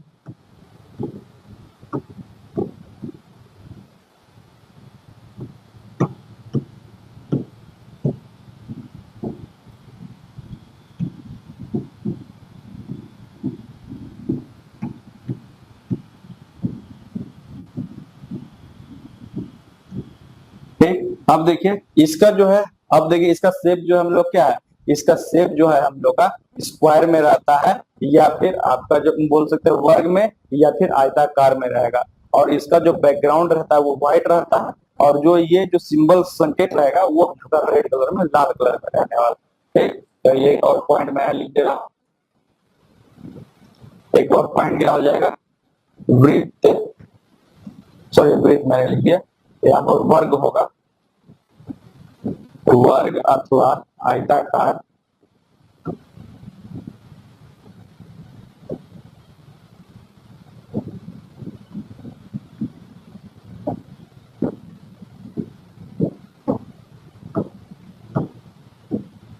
वर्ग अथवा आयताकार,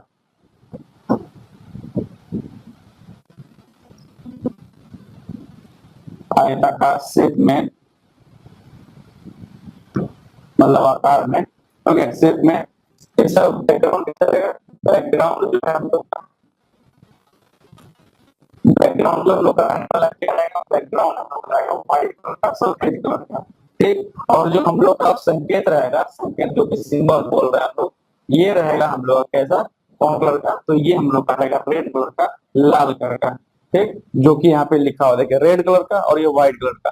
फर्स्ट एड सिंबल है, कहने का मतलब है यहाँ मेडिकल अवेलेबल है, ये बताया कि यहाँ पे मेडिकल अवेलेबल है ना, सूचना प्रदान कर रहा है। यहाँ पे एग्जिट डोर, इधर से आप लोग निकल सकते हैं, इमरजेंसी फोन है, वेटिंग प्लेस, ठहरने का जगह, ड्रिंकिंग वाटर, पीने पानी पीने का जगह। ठीक, तो ये 4 तरीके का हम लोग का संकेत यूज किया जाता है, कोई भी इंडस्ट्री में या फिर कोई भी कॉलेज वगैरह में भी वहां पे देख सकते हैं, बहुत जगह अवेलेबल। ये सब मतलब कि बोल सकते हैं ये सेफ्टी पर्पज के हिसाब से हम लोग का यहाँ पे दिया जाता है। ठीक, चलिए अब जो हम लोग का आएगा अग्नि के बारे में।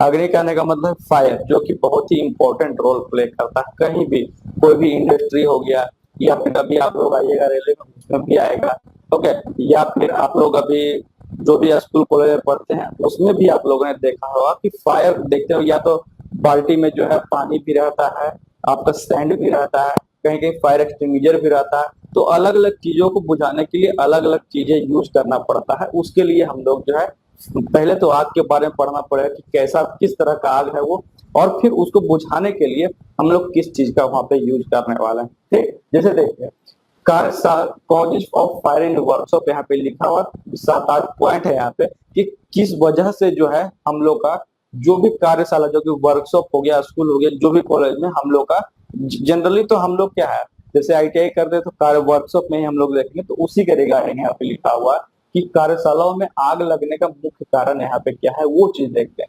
पहला तो हो गया विद्युत शॉर्ट सर्किट अथवा अत्यधिक स्पार्किंग होना, कहीं भी मतलब कि लूज केबल वेबल रहता है तो वहां पे जो शॉर्ट सर्किट या फिर जो लूज केबल रहता है उसमें स्पार्किंग होने के कारण वहां पे जो हम लोग का आग लग सकता है। दूसरा क्या है, ज्वलनशील पदार्थों की उपस्थिति, जैसे मोबिल ऑयल, मिट्टी का तेल, diesel, petrol, LPG gas, oxygen gas का सिलेंडर आदि रहेगा तो वहां पे आग लगेगा। तीसरा हो गया विस्फोटक पदार्थों की उपस्थिति, जहां विस्फोटक पदार्थ है वहां ज्यादा चांसेस है कि वहां पे आग लगने का संभावना है। बहुत ही मतलब ये सब हजार्डस चीज है, इसलिए हम लोग सेफ्टी से हैंडल करते हैं ये सब चीजें को। ठीक, चौथा क्या हो गया, सर्दियों में हाथ तापने के लिए लकड़ी के टुकड़े, तेल में भीगा जूट आदि जलाना। अब क्या होता है, सर्दी का टाइम होता है तो सभी को ठंड लगता है, तो जो भी मतलब कि वेस्ट मटेरियल रहता है उसको हम लोग क्या करते हैं, जला देते हैं, तो वो चीज नहीं करना चाहिए। पांचवा क्या है, बीड़ी सिगरेट के अनबुझे टुकड़े लापरवाही से इधर उधर फेंकना। चलिए मतलब कि बीड़ी सिगरेट तो पीते हैं, कोई दिक्कत नहीं है, अब क्या पीते पीते वो फेंक दिए इधर उधर, तो उसमें क्या है, अगर वहां पे डीजल पेट्रोल कहीं फैला हुआ है तो वहां पे आपका जो है आग लगने का पूरा से पूरा संभावना है, तो वो सबको हम लोग जो है नेग्लेक्ट करेंगे। है, उष्मागों में तापमान नियंत्रण की व्यवस्था ना होना।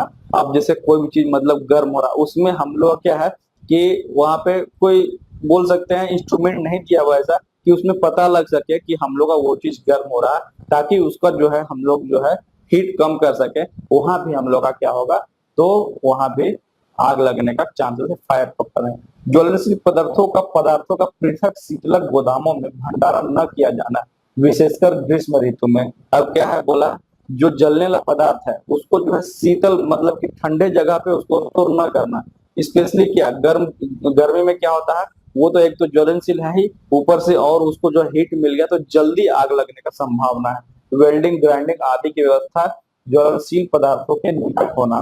ठीक, अब वेल्डिंग हो रहा है, ग्राइंडिंग हो रहा है, ये सब में क्या है, तो ये सब के निकट में ज्वलनशील पदार्थ हम लोग नहीं रखें, क्योंकि स्पार्किंग भी होता है वेल्डिंग में या फिर ग्राइंडिंग में, तो इस सब में नहीं रहना चाहिए। लास्ट क्या है, ज्वलनशील गैसों की निकासी के लिए पर्याप्त वातायन व्यवस्था न होना, विशेषकर रासायनिक कार्यशालाओं में। अब ज्वलनशील गैस मतलब कि जो हजार्डस जो हम लोग केमिकल है या फिर गैस है, उसके लिए हम लोग का क्या मतलब कि लाने ले जाने के लिए हम लोग का हैंडलिंग बोल सकते हैं, उसके लिए हम लोग का संपूर्ण रूप से व्यवस्था नहीं रहता, जिसके कारण भी हम लोग का क्या होता है वहां पे दिक्कत आती है। ये देखिए तीन चीजें हैं, ये अग्नि का तीन ये ट्रायंगल बना गया है, इसमें तीन चीजें, ईंधन है, उष्मा है, ऑक्सीजन है, इसी से सब कुछ रिलेटेड है हम लोग का फायर, है ना। तो ये चीज यहाँ पे ट्रायंगल का बनाया गया। तो ये हम लोगों ने देख लिया कि मतलब कि कारण क्या है। अब हम लोग देखेंगे फायर एक्सटिंग्विशर के बारे में, और कितना प्रकार का आग होता है, class A, class B, class C fire, और उसको हम लोग फिर कैसे बुझाएंगे वो चीज हम लोग को देखना है। देखिए नेक्स्ट स्लाइड आते हैं। पहला है आग की किस्म, टाइप्स ऑफ फायर देख लेते हैं कि कैसा कैसा जो हम लोग आग का किस्म, तीन ही किस्म होता है। देखिए श्रेणी ए अग्नि, क्लास ए फायर, श्रेणी बी अग्नि, क्लास बी फायर, और एक होगा डी तक है, श्रेणी C fire, class C fire, श्रेणी D fire, class D fire. Okay, इसके बाद हम लोग को जो है आग बुझाएंगे फायर एक्सटिंग्विशर का पढ़ना है। ओके, तो चलिए देखते हैं पहले हम लोग का कौन सा क्या होता है। हम लोग class A fire, class B fire. Okay, श्रेणी ए क्लास ए फायर देखते हैं कि क्लास ए फायर होता क्या है। पहले देखिए एक सेकेंड, क्लास ए फायर होता क्या है। ये चीज जनरली जो है जैसे आग लगता है लकड़ी में, कपड़ा में, कागज में, यही सब में आग लगने से जो है इसको क्लास ए के फायर में रखा गया, क्लास ए अग्नि के फायर में रखा गया। तो ये बताइए कि ठीक है आग तो लग गया, लेकिन इसको बुझाने के लिए हम लोग क्या यूज कर सकते हैं। इसको बुझाने के लिए जनरली हम लोग जो घर में जैसे पानी का बौछार यूज कर सकते हैं, या फिर आप बहुत जैसे जो हम लोग फायर एक्सटिंग्विशर रहता है एबीसी शुल्क रसायन उपयुक्त जो रहता है उससे भी हम लोग इसको बुझा सकते हैं। ठीक, तो पहला मैंने क्या बोला, इसके अंतर्गत यहाँ पर मैं लिख देता हूं, इसके अंतर्गत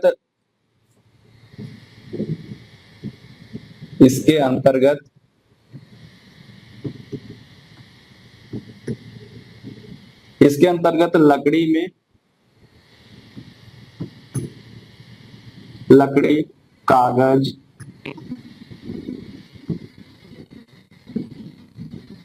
आदि में आग लगना।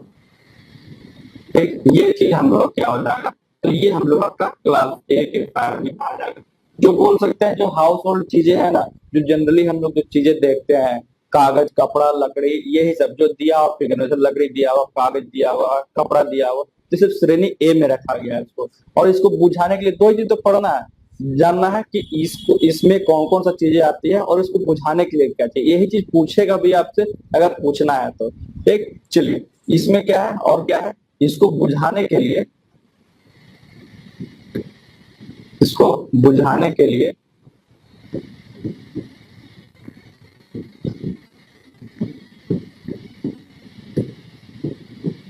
पानी का बौछार,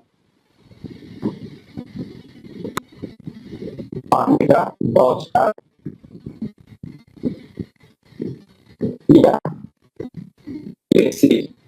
एबीसी के बारे में हम लोग पढ़ेंगे। ठीक, अभी जब फायर एक्सटिंग्विशर में बताऊंगा ना तो उसमें बताऊं कि एबीसी फायर एक्सटिंग्विशर क्या होता है, तो उसके लिए आप लोग टेंशन मत लीजिए। अभी ये जो बुझाने वाला तरीका है वो चीज, ये चीज सिर्फ ध्यान रखेंगे। और जब फायर एक्सटिंग्विशर बताऊंगा सभी चीज एबीसी फायर एक्सटिंग्विशर क्या होता है, CO2 वाले में क्या है, वो सब चीज हम लोग देखेंगे। ठीक, तो एबीसी शुल्क रसायन यूज करेंगे, शुल्क रसायन।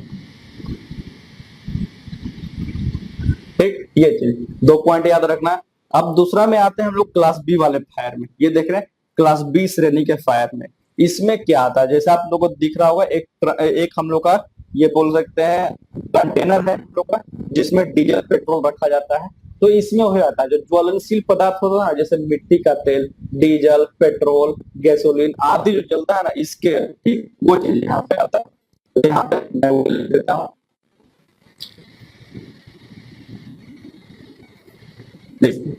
इसका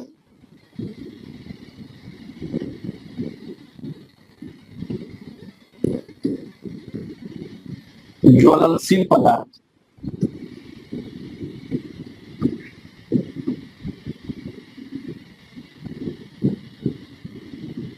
जैसे में क्या ज्वलनशील पदार्थ में क्या आ जाएगा आपका, जैसे मैंने बोला मिट्टी का तेल, मिट्टी का तेल, डीजल, पेट्रोल,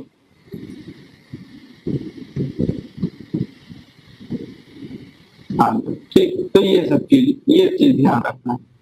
और फिर इसको बुझाने के लिए आप बोले इसको बुझाए क्या, इसको पानी से बुझा सकते हैं क्या, जैसे क्लास ए फायर को बुझा रहे थे, तो इसमें जो है पानी से हम लोग नहीं बुझा सकते इसको, ये चीज ध्यान रखना है। तो इसको बुझाने के लिए बोले क्या यूज करेंगे, तो इसको बुझाने के लिए हम लोग CO2 जो फायर एक्सटिंग्विशर यंत्र आता है उसको हम लोग यूज करेंगे। इसमें जो है आग लगने से पानी वाला बौछार यूज नहीं करेंगे, ये चीज ध्यान देना क्लास बी फायर में।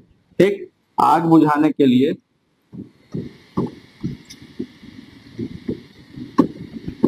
आग बुझाने के लिए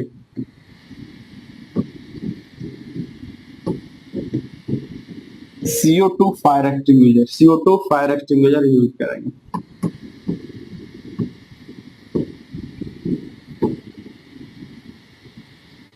अभी सभी आएगा कि हम लोग कैसे कैसे फायर यहाँ पे ये फायर एक्सटिंग्विशर यूज करेंगे। ठीक, CO2 मतलब कार्बन डाइऑक्साइड, या फिर बोल सकते हैं झाग वाला जो यंत्र था ना उससे बुझा सकते हैं। वो फिर मैं लिख देता हूँ CO2 फायर एक्सटिंग्विशर और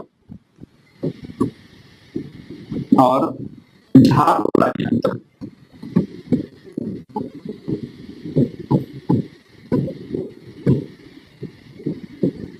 इन दोनों से बुझा सकते हैं, ये ध्यान रखना। एक श्रेणी बी में हम लोग क्या आ गया, जो भी हम लोग का ज्वलनशील पदार्थ है मिट्टी का तेल, डीजल, पेट्रोल आदि आ गया, इसके अंतर्गत आएगा। और आग बुझाने के लिए CO2 का फायर एक्सटिंग्विशर और झाग वाला ये चीज हो गया। अब तीसरा जो हम लोग का क्लास सी फायर, ये देखिए श्रेणी सी फायर में आप लोगों को दिख रहा होगा, इसमें आता है हम लोग का जो घरों में जो हम लोग यूज करते हैं LPG सिलेंडर, उसमें जब आग लग जाता है ना तब हम लोग उसको क्लास सी फायर में रखते हैं। ओके, जैसे LPG में आग लग गया या इसके कारण क्या हो सकता है, विस्फोट हो सकता है बहुत ही ज्यादा, घर का घर पूरा तबाह हो जाता है। ओके, इसलिए इसको रखा गया किसमें, तो क्लास सी फायर में रखा गया। तो आप बताइए कि इसको बुझाने के लिए आप लोग क्या कीजिएगा, क्या पानी का बौछार यूज करेंगे, तो पानी का बौछार CO2 यूज कर सकते हैं।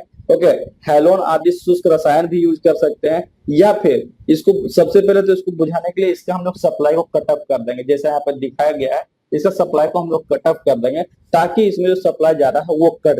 पहले तो वो चीज यूज करेंगे जो मैनुअल हम लोग कर सकते हैं। उसका जो हमारे घर में बहुत लोग घर पे रखते हैं, ऐसा बात नहीं है, CO2 फायर एक्सटिंग्विशर रखना चाहिए। ओके, जो बड़ा बड़ा बिल्डिंग बनाते हैं वहां पे तो जरूर रखना चाहिए, छोटा मोटा घर वो लोग उतना ध्यान नहीं देते, लेकिन फिर भी रखना चाहिए उन लोगों को। चलिए, यहाँ पर पहला चीज इसमें क्या है, इसके अंतर्गत जो है, इसके अंतर्गत LPG सिलेंडर,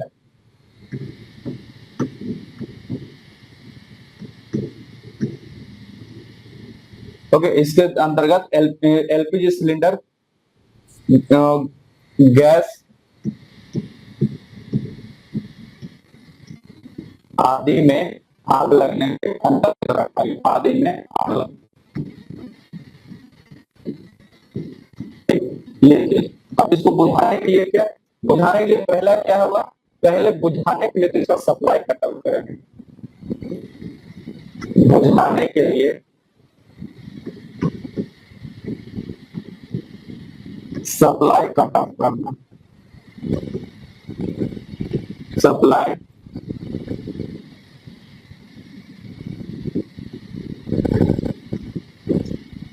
सप्लाई काटना है, सप्लाई काटना।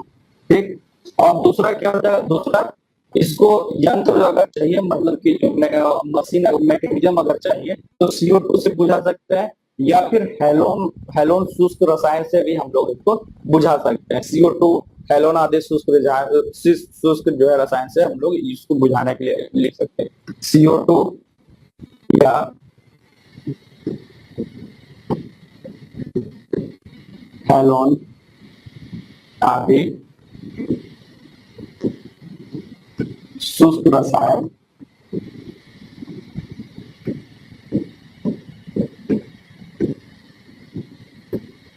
का प्रयोग किसके लिए? तो बुझाने के लिए, यह ध्यान रखना है, ठीक। किसके लिए? तो बुझाने के लिए। ये हम लोग का क्लास सी फायर है, बुझाने के लिए, ठीक। ये चीज यहाँ पे, ये क्लासिफायर जो एलपीजी गैस द्वारा अंतर्गत सिलेंडर जो भरा हुआ रहता है उसके रिगार्डिंग पहले सप्लाई कट ऑफ करना है। इससे नहीं होता तो CO2 या फिर हेलोन आदि जो शुष्क रसायन होता है उससे हम लोग बुझाते हैं। चौथा जो लास्ट हम लोग का जो है क्लास डी फायर आता है। और क्लास डी फायर में जो हम लोग का जो बोल सकते हैं जो मेटालिक चीजें होता है या फिर जो तार का उपकरण होता है, बिजली का तार हो गया या फिर उपकरण हो गया या फिर अन्य धात्विक पदार्थ जो हो गया, मेटालिक चीज हो गया, वो इसके अंतर्गत रखा जाता है। इसको बुझाने के लिए CO2 हम लोग यूज कर सकते हैं या फिर शुष्क चूर्ण यूज कर सकते हैं या फिर CTC प्रकार का अलग अलग जो फायर एक्सटिंग्विशर जो है यंत्र जो हम लोग वहां पे यूज कर सकते हैं। या तो इसको बुझाने के लिए आप लोग जो मैंने बोला आपको सैंड हम्प रखा जाता है, बाल्टी में जो हैम्प बोल रहा जो सैंड का बकेट रखा जाता है ना, बोल सकते हैं जो रेती का बाल्टी है, वो भी हम लोग इसको बुझाने के लिए यूज कर सकते हैं। या फिर इसको जो है झाग वाला यंत्र जैसे मैंने बोला, या फिर पानी का बौछार से इसको बुझाने की कोशिश नहीं करेंगे, इसमें आग ज्यादा लगने का और संभावना होता है, ठीक। तो इसको पहले हम लोग कहाँ यूज करेंगे कि इसको हम लोग पहले, तो इसके अंतर्गत क्या आ रहा है? तो इसके अंतर्गत हम लोग आ रहा है, इसके अंतर्गत तारों का उपकरण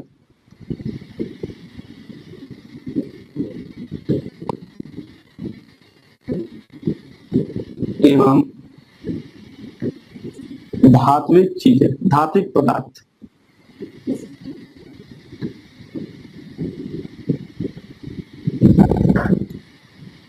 धात्विक पदार्थ में आग लगना, ठीक है। ये चीज ये ध्यान रखना है आप लोग। दूसरा क्या, इसको बुझाने के लिए क्या पहले मैंने बोला CO2 यूज कर सकते हैं या फिर आप जो है शुष्क चूर्ण या फिर CTC प्रकार का अग्नि बुझाने वाला यंत्र उपयुक्त है। CO2, ओके, CO2 हो गया आपका। और क्या बोला मैंने? शुष्क चूर्ण, ओके। ये सब चीज ध्यान रखना है। शुष्क चूर्ण एवं CTC प्रकार का यंत्र बुझाने के लिए,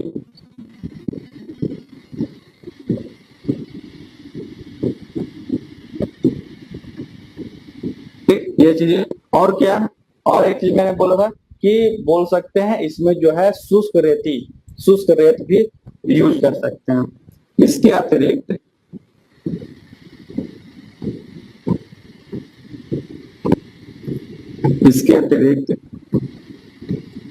शुष्क रेत का भी प्रयोग कर सकते हैं। शुष्क रेत का प्रयोग बुझाने के लिए, ओके।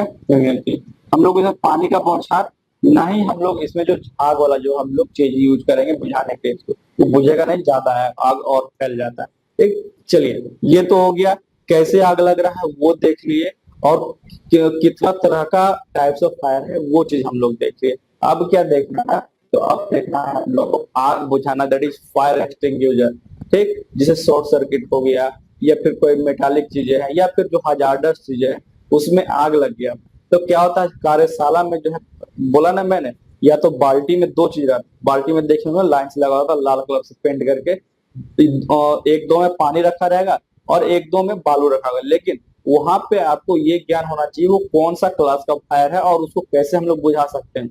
ऐसा नहीं है कि अब जो है हम लोग क्लास डी का फायर है, आग लग गया है तारवार में, तो हम लोग क्या पानी उसमें डाल रहे हैं, तो वहां पे गलत चीज है, वहां पे फिर और ज्यादा वहां पे दिक्कत हो जाएगी आपको। ठीक। तो इसको बुझाने के लिए जो है कार्यशाला में या फिर वर्कशॉप में जो है अलग अलग तरह का वहां पे यंत्र भी रखा गया है। यंत्र कहने का मतलब है फायर एक्सटिंग्विशर है यहाँ पे। ठीक, अलग अलग तरह का, जैसे यहाँ पे जो अलग अलग तरह का फायर एक्सटिंग्विशर पढ़ना है, जैसे वाटर फील्ड फायर एक्सटिंग्विशर, जैसे पानी भरा रहता है, फोम टाइप जो मैंने झाग वाला बोला ये है फोम टाइप। और क्या हो जाएगा इसमें,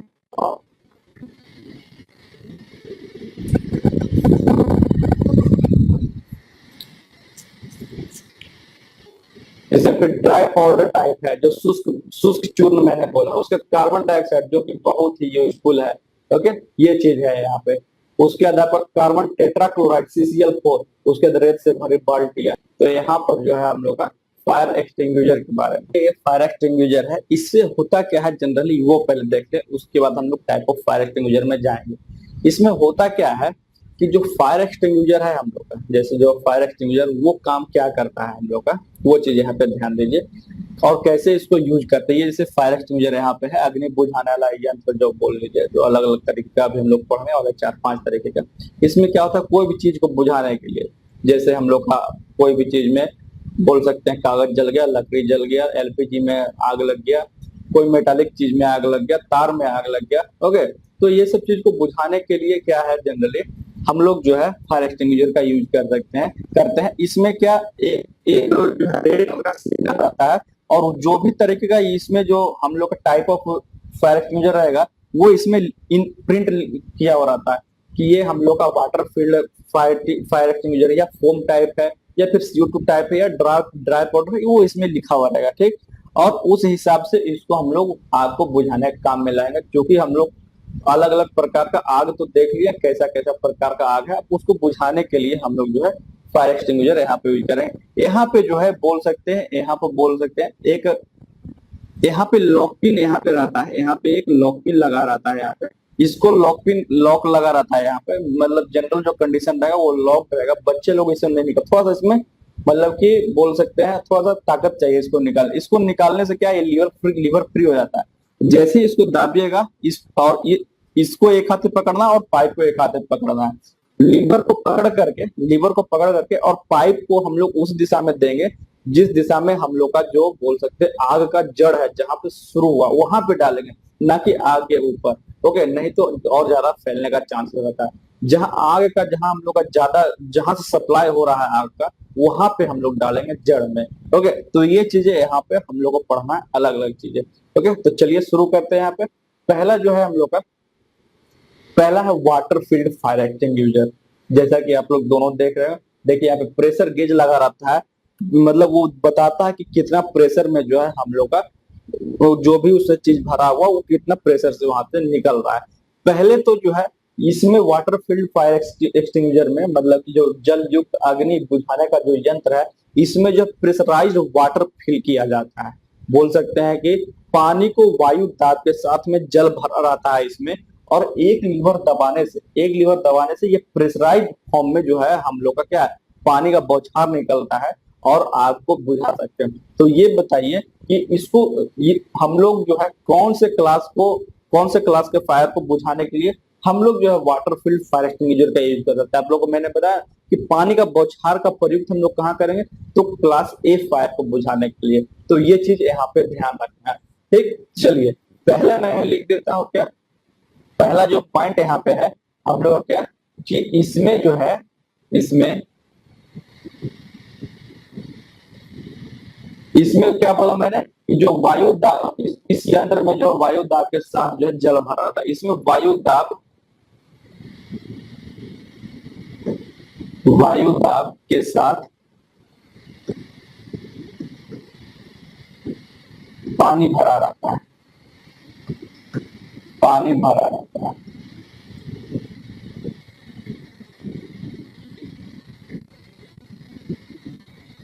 ठीक। और इसको हम लोग यूज कैसे करेंगे, तो जैसे इसका हम लोग पिन निकाल करके और जैसे लीवर इसका प्रेस करेंगे तो हम लोग को प्रेशराइज फॉर्म में यहाँ पे क्या है पानी यहाँ से निकलने लगेगा, और ये चीज जो है हम लोग जो है क्लास A फायर को बुझाने का में हम लोग प्रयुक्त करेंगे। ठीक, तो यहाँ पे मैं लिख देता हूँ, इस यंत्र का प्रयोग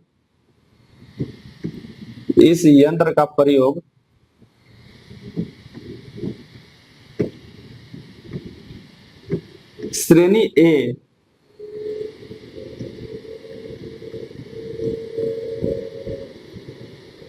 आग बुझाने में प्रयुक्त करेंगे।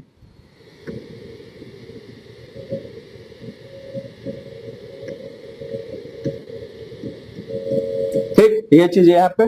और ये चीज होता है इसमें, जो ये देखिए दोनों अलग अलग है, एक गैस कारतूस प्रकार है, एक भंडारित दाब प्रकार है।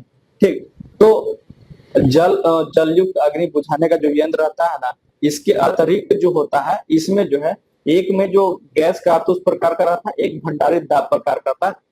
ये दोनों जलयुक्त अग्नि बुझाने का यंत्र ही है। ठीक, ऐसा नहीं सोचिए कि दोनों अलग है, ये दोनों एक ही है। तो ये चीज यहाँ पे ध्यान दीजिएगा। ठीक, चलिए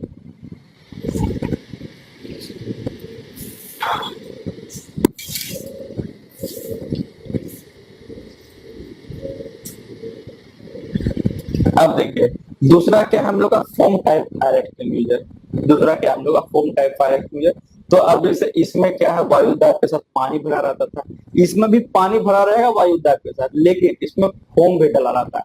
अब फोम किस मतलब की झाग, कैसे इस झाग बनाने के इसमें क्या यूज करेंगे, तो खनिज पदार्थ यूज कर सकते हैं, खनिज तेल यूज कर सकते हैं, साबुन यूज कर सकते हैं, और भी जो है वायु ताप के साथ जल में इसके अंदर जो है भंडारित कर देंगे, मतलब कि फिल कर देंगे। और जब भी जरूरत रहेगा तो इसका जो है पिन निकाल करके लीवर प्रेस करेंगे, तो हम लोग का क्या होगा, वो जो है पानी जो है हम लोग का झाग के साथ निकलेगा।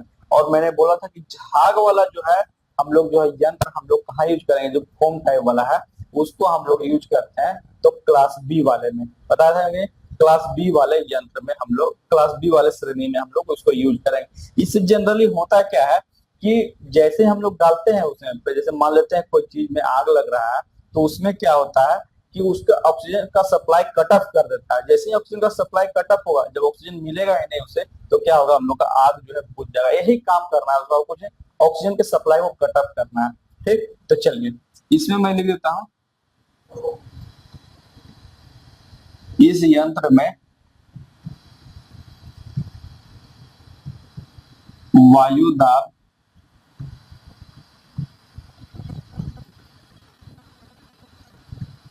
के साथ पानी और झाग भरा रहता है।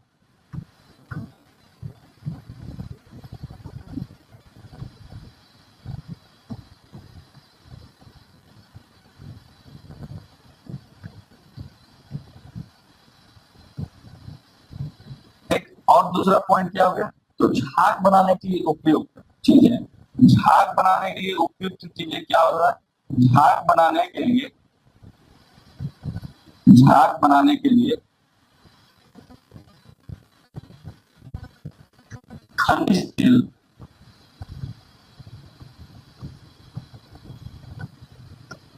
और क्या बोल रहा हूं, साबुन का प्रयोग करते हैं।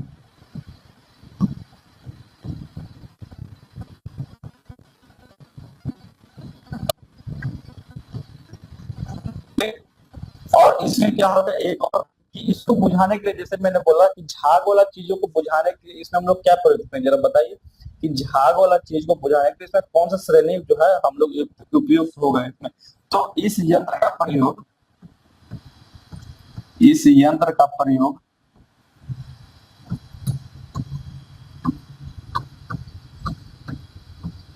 श्रेणी बी, सॉरी श्रेणी मतलब कि क्लास बी वाले आग बुझाने में प्रयोग करेंगे।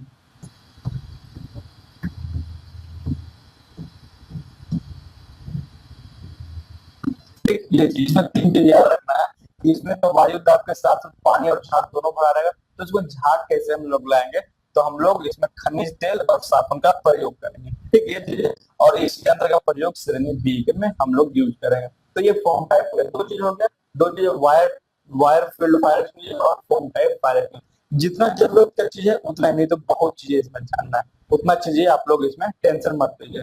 ठीक, इसमें भी जो है हम लोग का दोनों चीज हो सकता है, गैस का तो उस प्रकार भी हो सकता है, भंडारित ताप प्रकार भी हो सकता है, क्योंकि दोनों सेम चीज ही है, सिर्फ इसे फॉर्म टाइप का आता है। ठीक, नेक्स्ट आइए, नेक्स्ट हम लोग का dry powder type fire extinguisher. कहने का मतलब है ड्राई टाइप फायर एक्सटिंग्विशर, कहने का मतलब क्या है, तो शुष्क टाइप जो है हम लोग का यहाँ पे जो है शुष्क अग्नि जो है बोल सकते हैं, शुष्क अग्नि टाइप अग्नि बुझाने का यंत्र। तो इसको हम लोग कहाँ यूज कर सकते हैं, इसके अंदर जो है क्या है, इसके अंदर हम लोग का जो वायु दाब के साथ साथ चूर्ण भरा रहता है, जैसे मैंने बोला था ना, शुष्क चूर्ण यूज करेंगे हम लोग आग बुझाने के लिए। और इसमें जो है यह चूर्ण जो है जो ज्वलनशील नहीं रहता, ज्वलनशील रहेगा तो आग बुझा पाएगा क्या, तो आग नहीं बुझा पाएगा। तो इसमें ऐसा चूर्ण अवेलेबल रहता है, शुष्क चूर्ण, जिससे कि हम लोग क्या आग बुझा सकते हैं ऑक्सीजन का सप्लाई कट ऑफ करके।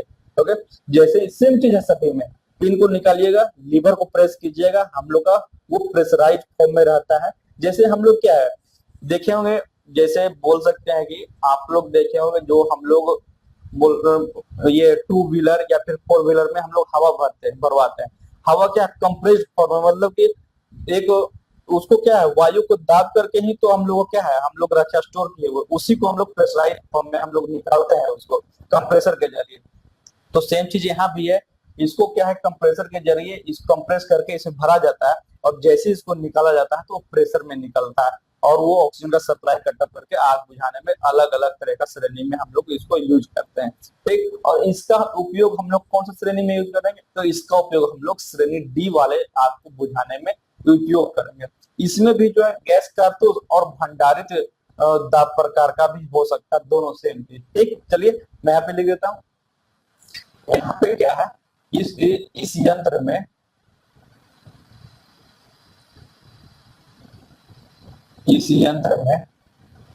वायु दाब के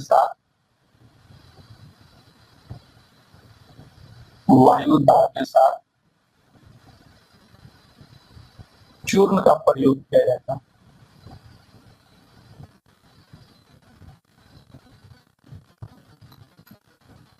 चूर्ण का प्रयोग किया जाता है।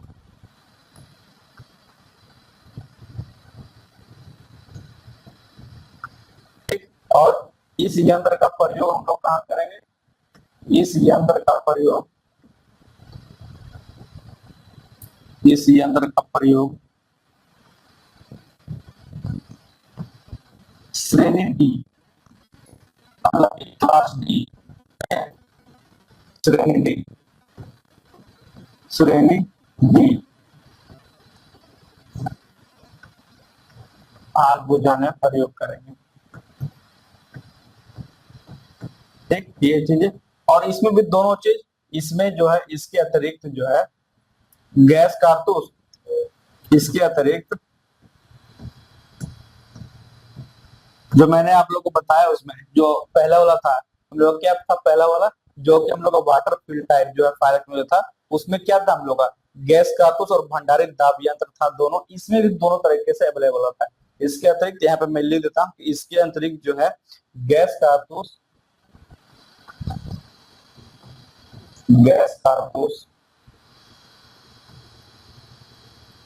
अथवा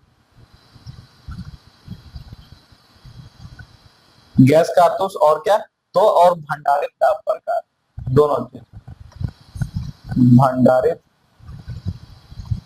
दाब। ठीक, दोनों अवेलेबल है। तो ये चीज, इसमें तीन ही चीज याद रखना, ज्यादा नहीं याद रखना है। ठीक, चलिए नेक्स्ट क्या हम लोग का, नेक्स्ट है कार्बन डाइऑक्साइड CO2 टाइप, जो कि बहुत इंपॉर्टेंट है एग्जामिनेशन पॉइंट ऑफ व्यू से, और हम लोग आग बुझाने के हिसाब से भी। ऐसा क्यों मैं बोल रहा हूँ, इसको हम लोग जनरली सभी जगह यूज कर सकते हैं, ऐसा कोई दिक्कत नहीं है यहाँ पे, बात समझ रहे हैं, इसको हम लोग कहीं भी यूज कर सकते हैं, जब भी मैं यहाँ बताऊंगा। और इसका थोड़ा एक इक्वेशन भी है, वो भी याद रखिएगा। तो इसमें जो है क्या है ना, अब लिखा तो है CO2, लेकिन इसमें जो है NaHCO3 का घोल भरा जाता है। क्या बोल रहा हूं मैं, इसमें जो है NaHCO3 का घोल भरा जाता है, ये ध्यान रखिए।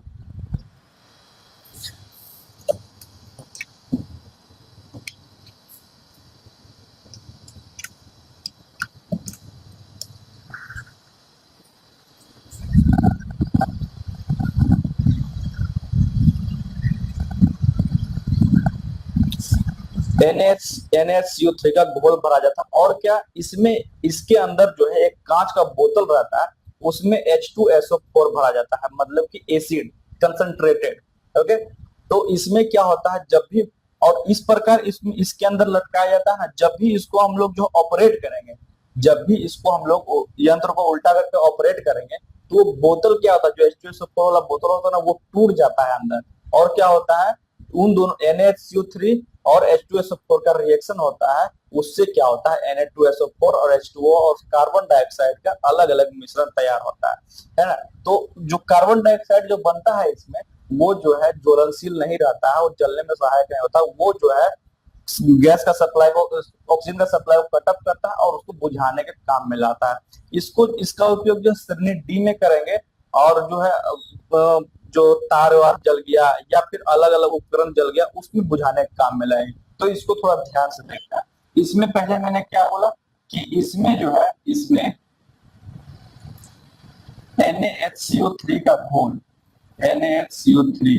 अब NaHCO3 बताइए क्या होता है, NaHCO3 क्या होता है, ये तो केमिकल फॉर्मूला हो गया ना, इसका नाम बताइए क्या होता है।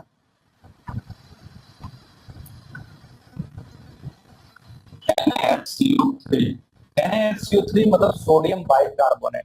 ओके, सोडियम बाइकार्बोनेट, खाने वाला जो सोडा होता है। इसमें NaHCO3 और NaHCO3 का घोल मैं लिख देता हूँ, थोड़ा मतलब कि ज्यादा कम कर। NaHCO3 का घोल अथवा अथवा और इसमें क्या बोला मैंने, एक एक छोटे से कांच गिलास में, एक छोटे से कांच के गिलास में, कांच के गिलास में बोल सकते हैं H2SO4 भरा रहता है, H2SO4 भरा रहता है, भरा रहता है।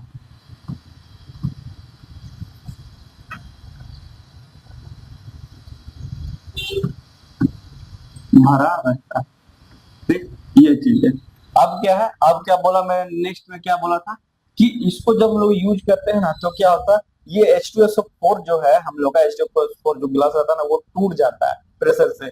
और क्या होता है, NaHCO3 के साथ हम लोग का क्या होगा, केमिकल रिएक्शन करता है। वो केमिकल रिएक्शन में आप लोग ये देता हूँ, वो केमिकल रिएक्शन में आप लोग ले लेता हूँ क्या, NaHCO3, NaHCO3 प्लस H2SO4, ये दो चीजें हम लोग, इससे हम लोग क्या मिलेगा ये बताइए। जब रिएक्ट करेगा तो इससे हम लोग क्या मिलेगा, बोलिए सब केमिस्ट्री आ गया है ना, तो सभी चीजें आएगी, आप लोग टेंशन मत लीजिए, आप सभी चीज आप लोग को तैयार रहना पड़ेगा।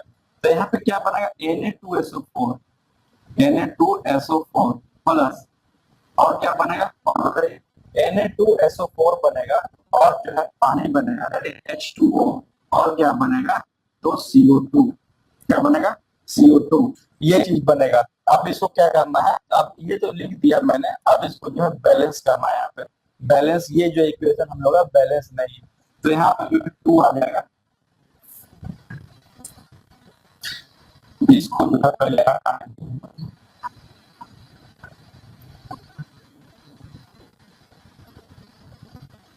यहाँ पे आ जाएगा,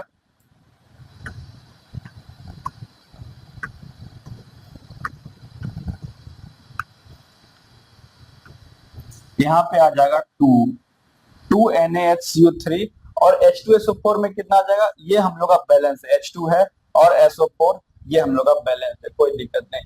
Na2SO4 भी उसी तरह रहेगा। यहाँ पर हम लोग जो है 2 लगा देंगे, 2H2O, और CO2 के जगह भी हम लोग क्या करेंगे, 2CO2।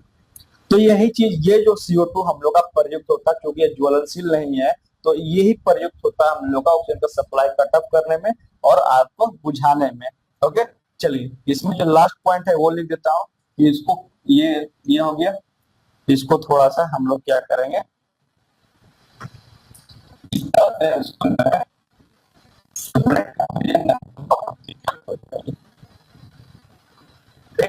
अब क्या है, इस यंत्र का प्रयोग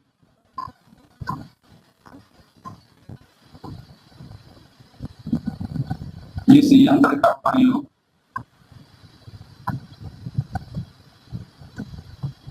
श्रेणी डी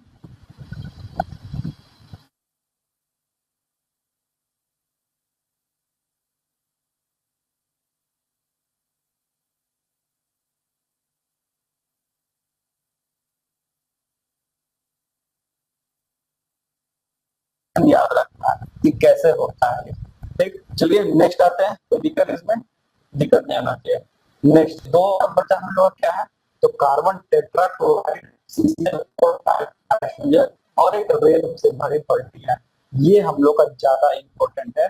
ये जो है ना, ये हम लोग का जो कार्बन टेट्राक्लोराइड आग बुझाने वाला यंत्र जो है हम लोग का, इसको हम लोग सभी जगह यूज कर सकते हैं।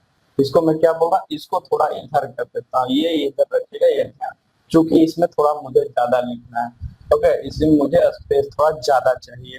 ओके, तो यहाँ पे क्या बोल रहा हूँ, सबसे पहले तो ये ध्यान रखना है, इस यंत्र में जो CCl4 तो रहेगा जो कार्बन टेट्राक्लोराइड है, और इसमें जो BFC रहता है, BFC कहने का मतलब क्या, ब्रोमोक्लोरो डी फ्लोरोमीथेन रहता है। इसमें दोनों जो है द्रव जो है वायु दाब के साथ भरा रहता है अंदर में, और जैसे ही इसमें सेम चीज है, लॉकपिन को निकाल करके और क्या करेंगे, लीवर को प्रेस करेंगे, तो हम लोग क्या होगा, हम लोग का जो है मिश्रित जो द्रव का है उसमें वाष्प में कन्वर्ट होकर उसका छिड़का होगा, और क्या होगा, हम लोग का जो ऑक्सीजन का सप्लाई कटअप करके आग को बुझाने के काम में लाएगा।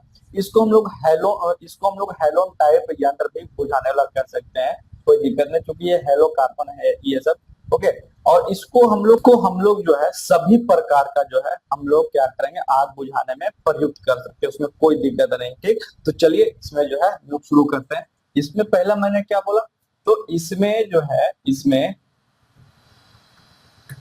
CCl4 के साथ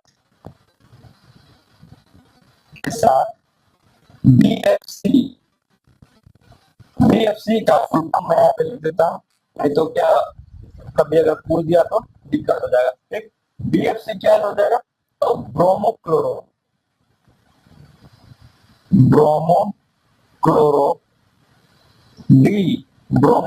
डी। अब बोलिएगा डी तो है, लेकिन याद रखना है कि ब्रोमोक्लोरो डी फ्लोरोकार्बन।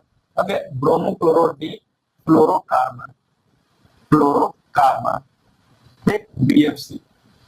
ओके, के साथ, ओके, इसमें CCl4 वायु दाब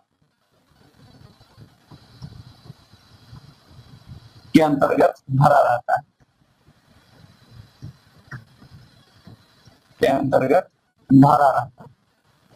कोई दिक्कत नहीं, से भरा रहता है।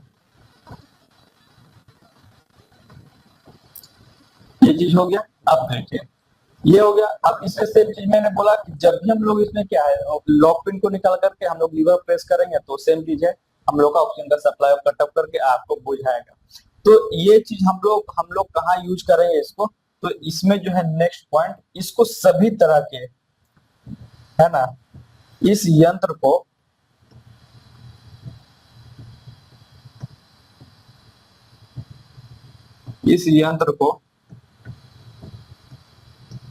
सभी प्रकार के आग की श्रेणी में प्रयोग किया जाता है, आग के श्रेणी को बुझाने के लिए प्रयोग किया जाता है, बुझाने के लिए प्रयोग किया जाता है।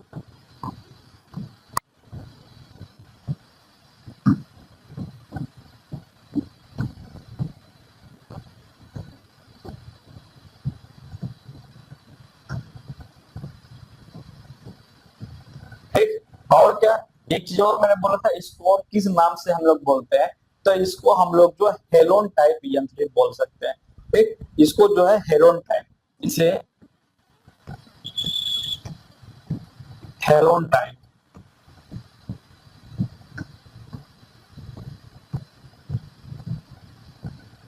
अग्नि यंत्र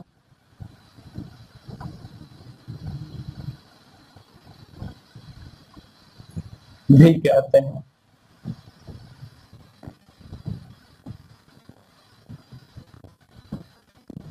ठीक, ये 3 पॉइंट याद रखना है कि CCl4 के साथ हम लोग ऐसे BFC भी हम लोग का वायु दाब के अंतर्गत हम लोग का भरा रहता है इसमें, और इस यंत्र को सभी जो आकाश श्रेणी है उसमें बुझाने के लिए हम लोग प्रयोग कर सकते हैं। और इसमें इसको हेलोन टाइप अग्नि यंत्र भी कहते हैं। ये आपका फिगर है आपका सीटीसी टाइप अग्नि बुझाने का यंत्र, सीटीसी बोल सकते हैं क्योंकि इसका नाम है कार्बन टेट्राक्लोराइड, तो सीटीसी टाइप वाला अग्नि यंत्र बुझाने वाला।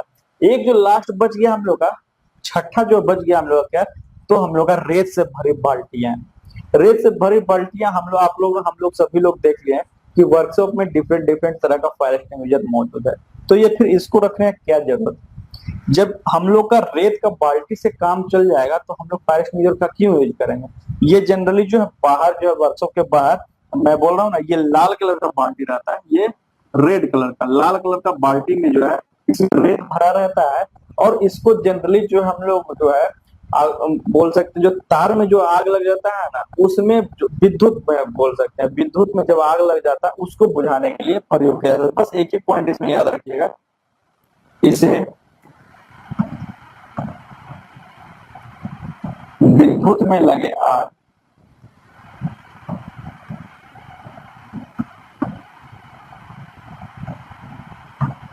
को बुझाने में प्रयोग किया जाता है।